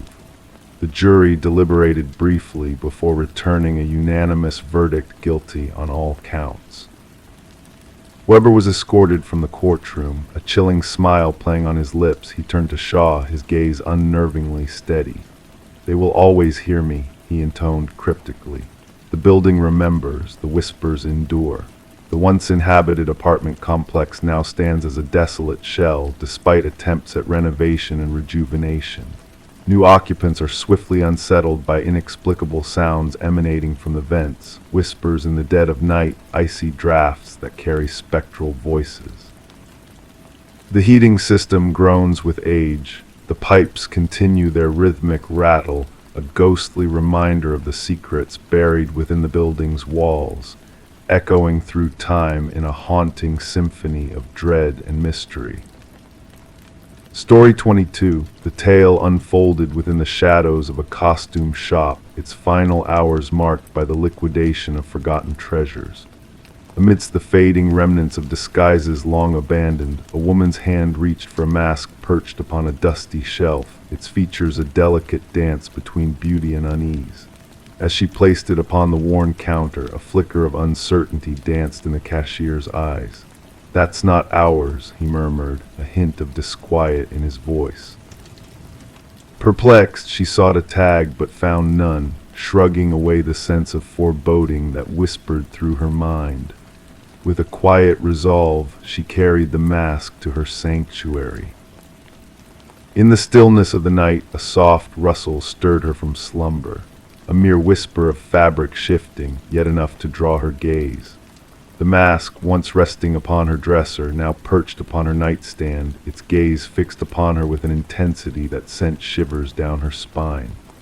The woman known as Catherine Reed was discovered by a concerned neighbor, the morning light spilling into her home through the ajar door, casting a solemn glow upon the scene that awaited within. Motionless upon her bedroom floor, Catherine lay silent, the mask vanished into the shadows. Detective Morgan arrived, a silent witness to the haunting tableau before her. The shutter's rhythmic clicks provided a macabre soundtrack to the hushed voices that lingered in the air. "No signs of forced entry," noted an officer, pen dancing across the notepad. The detective's gaze swept the room, absorbing details with a keen eye.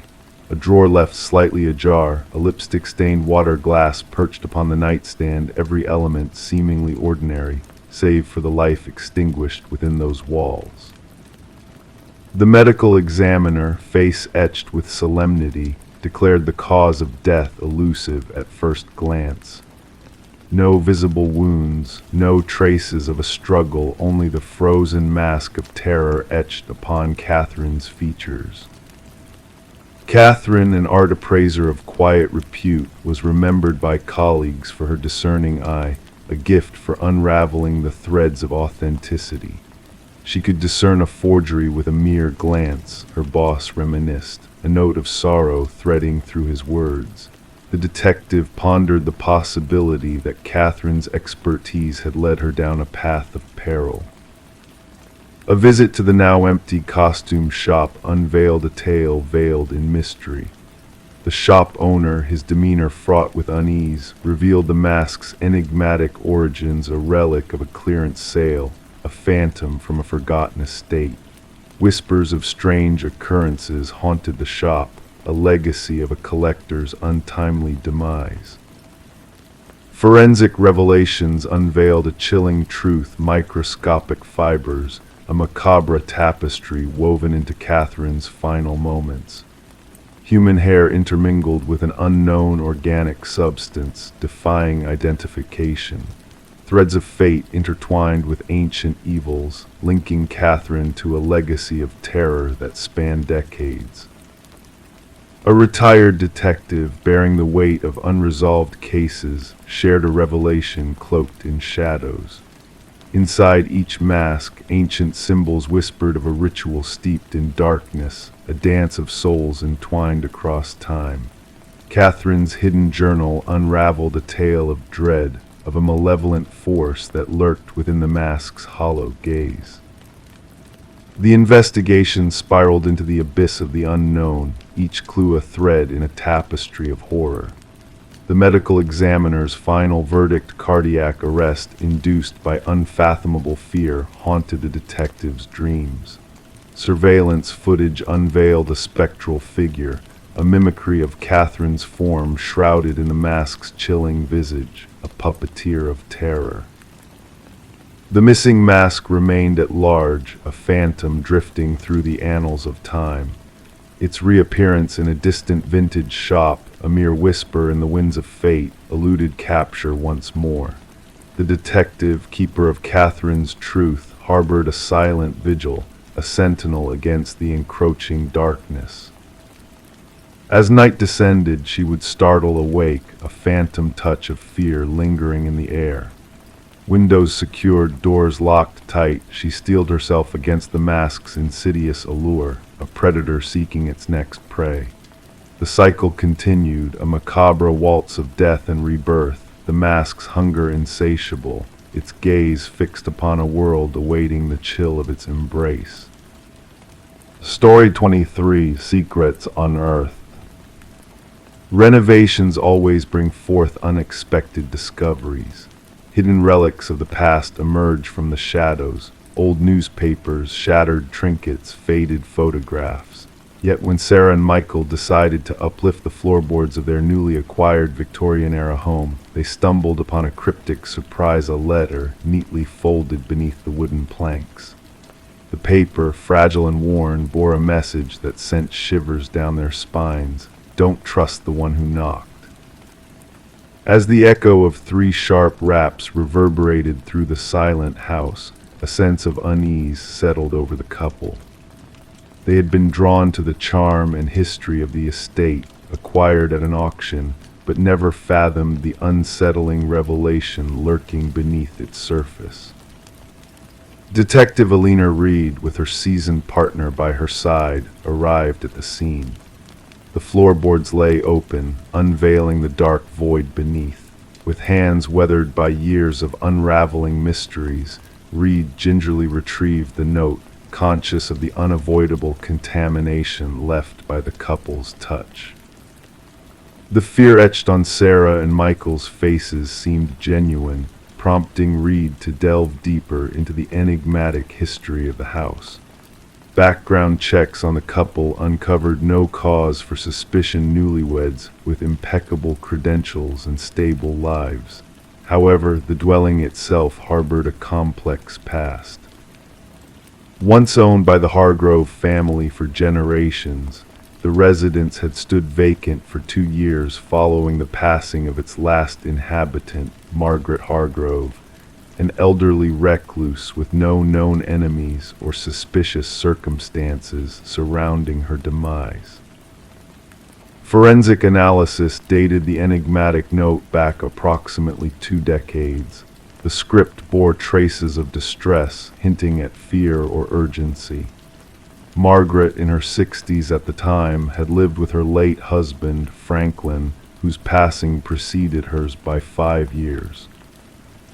Reed's investigation extended to scouring county records and interviewing acquaintances of the Hargroves. Franklin, a revered retired teacher with a knack for woodworking, had left behind remnants of his craftsmanship within the house. A former student recounted Franklin's descent into paranoia during his final teaching years, hinting at shadows that lurked within his past. A breakthrough emerged during Reed's conversation with Margaret's sister, residing in a nursing home. Through fading memories, a chilling truth surfaced. Margaret's apprehension stemmed not from Franklin, but from a mysterious figure, the collector. Franklin's gambling debts had attracted the attention of this ominous collector, whose persistent 3-knock visits had driven Margaret to consider selling their abode to settle the debts. Franklin's refusal had dire consequences, leading to a fateful confrontation that transformed the house into a repository of dark secrets. A meticulous search beneath the foundations revealed a grim truth, a male skeleton, bearing fractures that told a tale of violence.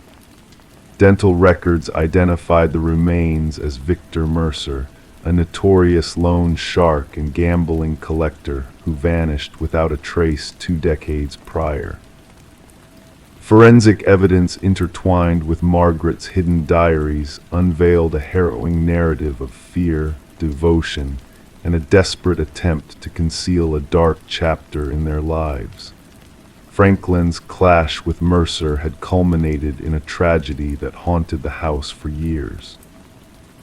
With the case closed and justice belatedly served, Sarah and Michael chose to part ways with the tainted property, leaving it deserted and the renovations unfinished. Local whispers speak of ghostly echoes, 3 distinct knocks reverberating through the empty corridors in the dead of night, a chilling reminder of the past. The note, still preserved in evidence storage, bears a haunting admonition: don't trust the one who knocked.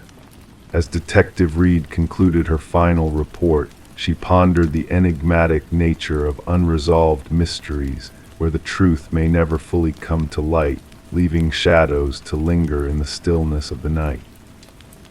Story 24. The ancient box lay hidden beneath layers of clutter in the attic, a silent witness to the passage of time within the walls of the house. Among its contents were faded Polaroids capturing moments of joy and togetherness, birthdays, family gatherings, snapshots of a life lived.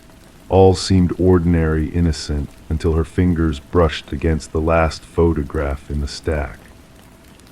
In that final image, the familiarity of her living room greeted her: the well-worn couch, the familiar curtains. But the family depicted within was not hers. And there, lurking in the shadows of the hallway, a figure stood, barely discernible in the dim light, watching intently. A shiver traced its way up Rebecca's spine as she gazed at the photograph, her senses heightened in the stillness of the attic. Tremors of unease caused the edges of the Polaroid to quiver ever so slightly in her grasp. The family in the picture, the woman with honey blonde hair, the man with thick glasses, the 2 children, smiled obliviously at the camera, unaware of the presence lurking just beyond their sight. Descending the creaking wooden steps, Rebecca felt the weight of the house press in around her, amplifying its emptiness. Placing the photograph on the kitchen counter, she illuminated it under the harsh glare of fluorescent light. The undeniable parallel struck her: the familiar archway, the distinctive molding, the bay window that bathed the room in morning light. This was her home, yet these faces were strangers. Enter Detective Morgan, clad in a weathered leather jacket that whispered of untold stories. His eyes, deep and knowing, scanned the photograph with a practiced gaze. Running a gloved finger along its edge, he turned it over, revealing a blank expanse. "What do you know of the previous owners, the Nelsons?" he inquired, his voice a low rumble that filled the room. Rebecca confessed her scant knowledge, recounting how the Nelsons had left the state before she arrived. Accepting the photograph, Morgan hinted at the possibility of identifying the enigmatic family captured in the image. Thus began a hushed investigation. Unraveling the threads of history, Rebecca learned of the Nelsons' purchase from the Crawfords, who had preceded the Mornos. Detective Morgan delved into property records, interviewed former neighbors, constructing a tapestry of past inhabitants. A breakthrough emerged unexpectedly. A retired mail carrier recognized the family as the Sutherlands, who had resided in the house briefly before vanishing without a trace. An eerie pattern emerged: 5 families, 5 years, all disappearing after a year of residence, leaving behind no clues, no traces of their existence. Forensic analysis dated the photograph to 15 years prior, revealing subtle anomalies that hinted at a staged composition. But the mystery deepened. If the Sutherlands had set the timer, who was the shadowy figure in the hallway, watching with intent? Enhanced imaging brought the figure into sharper focus, a tall male presence cloaked in darkness, his features obscured but his gaze unwavering. Detective Morgan unearthed a connection to a long-lost architect, Samuel Whitfield, whose spectral presence loomed over the house's history. The basement, a chamber of secrets beneath the house, beckoned. Ground-penetrating radar whispered of hidden anomalies beneath the concrete floor, leading to a chilling discovery. Beneath layers of earth and concrete lay the preserved remains of the missing families, each frozen in time, captured by the lens of a camera found among their possessions. The house, now a crime scene, held its secrets close as Rebecca sought sanctuary elsewhere. Within a hidden crawlspace in the attic, a cot, a journal, and a disturbing revelation awaited the meticulous observations of a phantom presence, detailing a plan that now included her. As night fell, a chilling call pierced the silence, awakening Rebecca to a world fraught with unseen dangers. The investigation lingered, the house standing as a silent sentinel, its mysteries waiting to be unraveled. Samuel Whitfield remained a specter, his true fate a mystery shrouded in time. And in the shadows, unseen eyes watched, capturing new images, new stories, new families in an endless cycle of intrigue and fear. The search for truth continued, a journey fraught with uncertainty, as those who dared seek answers found themselves ensnared in a web of darkness and deceit. Story 25. In the beginning, there was a mere flicker, a fleeting anomaly in the baby monitor's transmission. The mother initially brushed it off as mere interference, nothing more than a glitch in the system. But then the audio crackled and a soft, eerie voice whispered, "SHHH, go back to sleep." A chill ran down her spine as her blood turned cold. With a racing heart, she dashed to her son's room, only to find the crib empty, the window closed, and the door securely locked. The only unsettling sight was the stuffed rabbit on the floor, its glossy black eyes seemingly staring right through her. Rebecca's screams echoed through the house until her throat was raw, prompting concerned neighbors to contact emergency services. When the authorities arrived, they discovered her huddled on the nursery floor, clutching the stuffed rabbit, lost in a world of fear and confusion. Samuel, her 4-month-old infant, had vanished into thin air without a trace. The initial investigation yielded more questions than answers. No signs of forced entry, no tampered security system, just the lingering mystery of an inexplicable disappearance. Suspicions began to swirl around Rebecca. Her strained marriage to Daniel, who had been away on business at the time, cast a shadow over the case. Medical records hinted at Rebecca's struggle with postpartum depression, painting her as a potential suspect in her own son's disappearance. Detectives raised eyebrows at her composed demeanor, a stark contrast to the expected anguish of a grieving mother. The tide turned with a breakthrough discovery. Forensic analysis uncovered microscopic fibers on the nursery windowsill, distinct from anything within the household. These fibers hinted at a skilled intruder, possibly accessing the nursery from outside. Security footage from the neighborhood revealed a shadowy figure moving stealthily under the cover of darkness, leaving behind a faint footprint in the garden soil, a footprint that matched specialized climbing boots. As the focus shifted from Rebecca to Daniel, new revelations came to light. Daniel returned home to a storm of accusations, his hands betraying telltale calluses from a newfound hobby in rock climbing. Financial records painted a troubling picture, with a recent life insurance policy on Samuel raising red flags.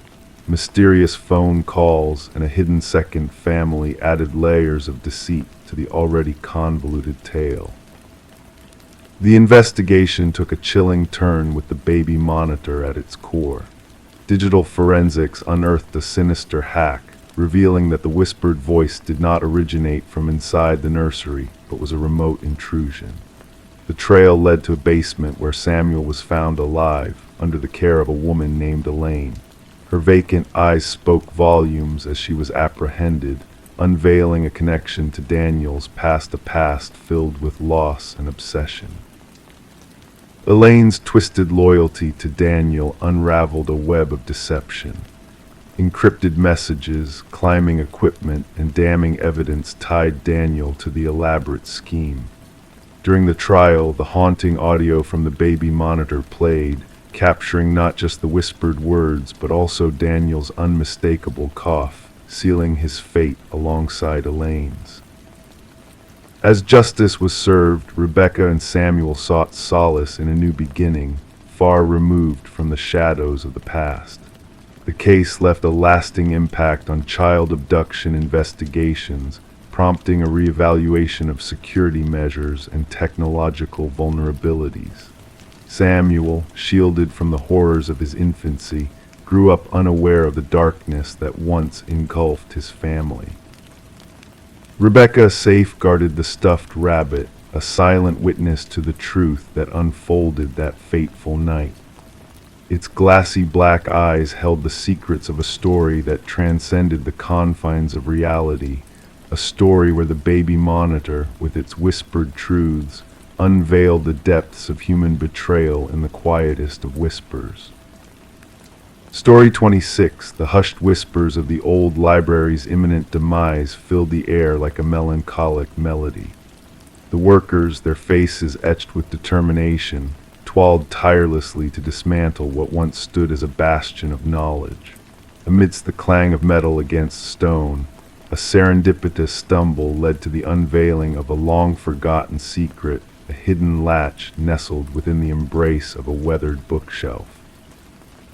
With a gentle push, the latch yielded to their touch, and the bookshelf parted like a curtain, unveiling a hidden stage. A passage, cloaked in shadows and mystery, beckoned them forward into the heart of the unknown. The air hung heavy with the weight of time, a silent witness to years gone by without a fleeting touch. Within the hidden room, devoid of life's comforts, stood a solitary chair, its presence a stark contrast to the emptiness that surrounded it. Bolted to the floor as if anchored by unseen forces, it bore witness to untold stories whispered in the dark, and etched upon the wall, a haunting refrain repeated itself in a ghostly echo, "I am still here."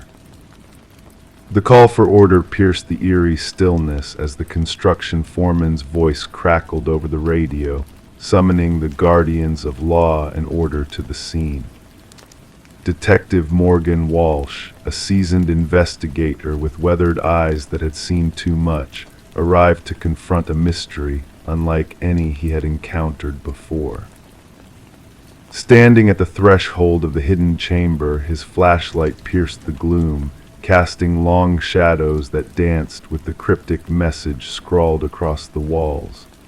"Secure the scene," Walsh commanded, his words weaving through the silence like a whispered promise.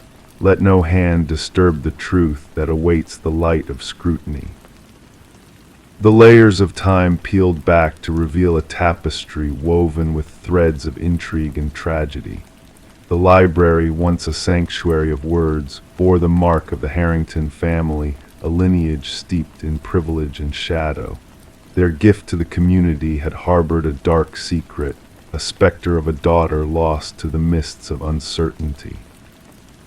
As the forensic experts delved into the hidden recesses of the room, their findings painted a chilling portrait of captivity and desperation.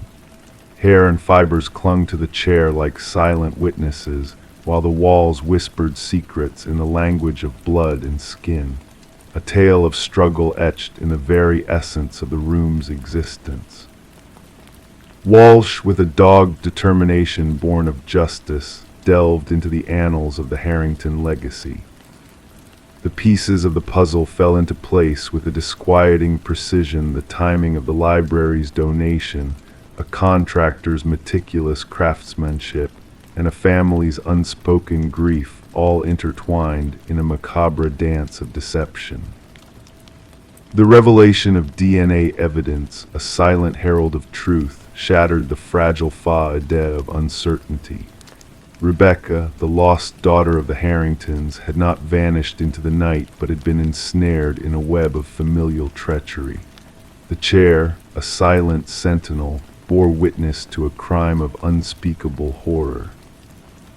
In the quiet solitude of Maxwell Harrington's study, a journal whispered of obsession and darkness.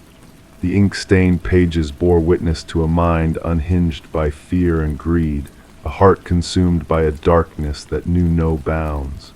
Rebecca's fate sealed in the ink-stained confessions of her uncle's hand. Maxwell's stoic faade crumbled beneath the weight of damning evidence, his hollow words a frail attempt to shield a truth too long buried.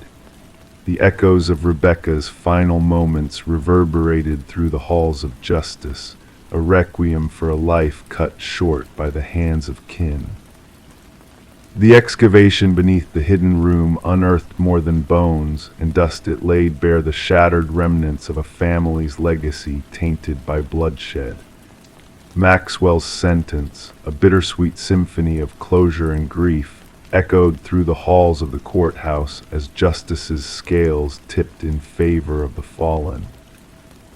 And as the library stood suspended in time, a monument to a life lost and a truth unearthed, the community gathered to pay homage to a soul silenced too soon.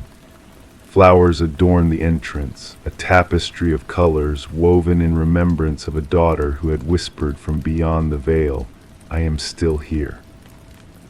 In the quiet reflection of twilight, justice found its mark, a beacon of light piercing the shadows of a family's darkest hour. And as the stars painted patterns in the night sky, Rebecca's spirit lingered in the hallowed halls of the old library, a silent guardian of truth and memory, forever etched in the whispers of time. Story 27. The town held its breath whenever the conversation veered too close to the house standing at the edge of the woods. It was a place of secrets, shrouded in mystery and forgotten by time. The townsfolk never spoke of it, as if by ignoring its existence, they could erase its eerie presence from their minds. The house itself seemed to have emerged from a dream, with windows blackened and a porch that sighed with the burden of years gone by. No one could claim ownership of it, and the origins of its construction had faded into the whispers of the wind. But one day, a group of hikers strayed too near, their curiosity leading them to a chilling discovery. Names like ghostly warnings were carved into the wooden siding of the house. 27 names etched deep into the ancient wood, telling a story of those who had ventured into the woods and never returned. Among them, at the very bottom of the list, was a name unfamiliar to all but one of the hikers. And when that hiker whispered, trembling, "That's mine," the true nightmare began.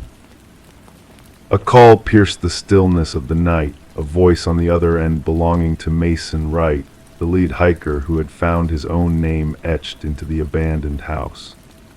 The authorities dismissed it as a routine trespassing report, expecting nothing more than a case of misguided mischief, but what they uncovered defied all logic and reason. Detective Sarah Keller arrived at the scene as darkness cloaked the forest in a chilling embrace. Her flashlight pierced the shadows, revealing the weathered facade of the house and the ominous names that adorned its walls. Each name told a tale of a lost soul, vanished without a trace, their presence haunting the very foundation of the structure. "I've never set foot in this place before," Mason declared, his words hanging in the frosty air. "I can't fathom how my name came to be carved here." The investigation unfolded like a macabre puzzle, each piece more unsettling than the last. Background checks on the listed names revealed a chilling truth: each person had disappeared while hiking alone in the woods over the span of 4 decades. Some cases had grown cold, others remained open wounds in the hearts of those left behind. Forensic analysts meticulously documented the carvings, noting the depths of the cuts, the techniques used, and the patterns of weathering. The oldest name, that of Rebecca Hanson, dated back 37 years, a young woman who had vanished without a trace, leaving behind only a single hiking boot by a babbling stream. As the investigation delved deeper, suspicion turned towards Mason and his companions. Emily Chen, the group's photographer, provided evidence in the form of eerie photographs, capturing a shadowy figure lurking in the background of their hike, a figure unseen by the naked eye, but ever present in the haunting images. The search of the house's interior unearthed a bone-chilling discovery in the basement, a meticulously arranged collection of personal items belonging to the missing hikers, each labeled with a corresponding name from the wall outside. Watches frozen in time, backpacks waiting for their owner's return, cameras capturing moments long gone, all silent witnesses to a horror beyond comprehension. But the true horror lay in the bloodstains that marred the concrete floor, invisible to the naked eye, but screaming their silent truths under the harsh glare of ultraviolet light. The cadaver dog's alerts near the dense forest at the back of the property hinted at secrets buried deep within the earth, waiting to be uncovered. As the investigation spiraled into darkness, Mason's demeanor grew increasingly paranoid, haunted by whispers in the night, phantom footprints in the snow, and shadowy figures that lurked just beyond the edge of sight. The specter of fear tightened its grip on his soul, driving him to the brink of madness. A breakthrough came with the discovery of buried land records, revealing that the house had once belonged to a reclusive hunter named Victor Blackwood. A man of few words and unsettling presence, Blackwood had vanished without a trace 15 years prior, his disappearance a mere footnote in the annals of the town's history. Armed with newfound knowledge, Detective Keller led a search deeper into the forest, uncovering a network of hunting blinds strategically positioned along well-trodden paths. Within one of these blinds, a journal was found, a testament to Blackwood's descent into madness, detailing his twisted obsession with hunting not animals, but humans. The manhunt for Blackwood spanned multiple jurisdictions, with helicopters scouring the forest from above and tactical teams combing every crevice and cave below. But the hunter remained elusive, a specter of the night who slipped through their grasp like a wisp of smoke. And then the unthinkable happened. Mason vanished without a trace, leaving behind a cryptic message carved on his bedroom wall, a chilling echo of the hunter becoming the hunted. The forest claimed him, swallowing him whole in its dark embrace. The search for Mason and the forensic technician continued, their fates intertwined with the malevolent force that lurked within the woods.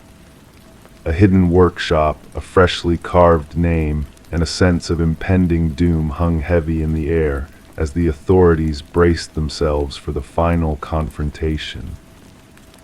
Surveillance cameras captured a figure, tall and thin, emerging from the forest in the dead of night, moving with an otherworldly grace towards the house.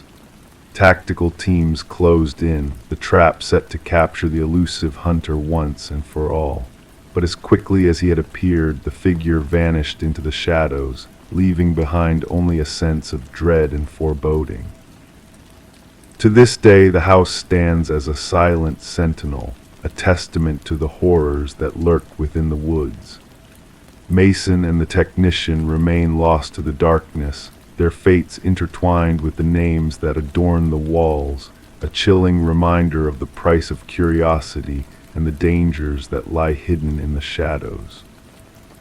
The town whispers of the house at the edge of the woods, a place where nightmares are carved into reality and where the names of the lost are etched in stone, never to be spoken aloud. And so the house stands, a silent witness to the darkness that dwells within us all.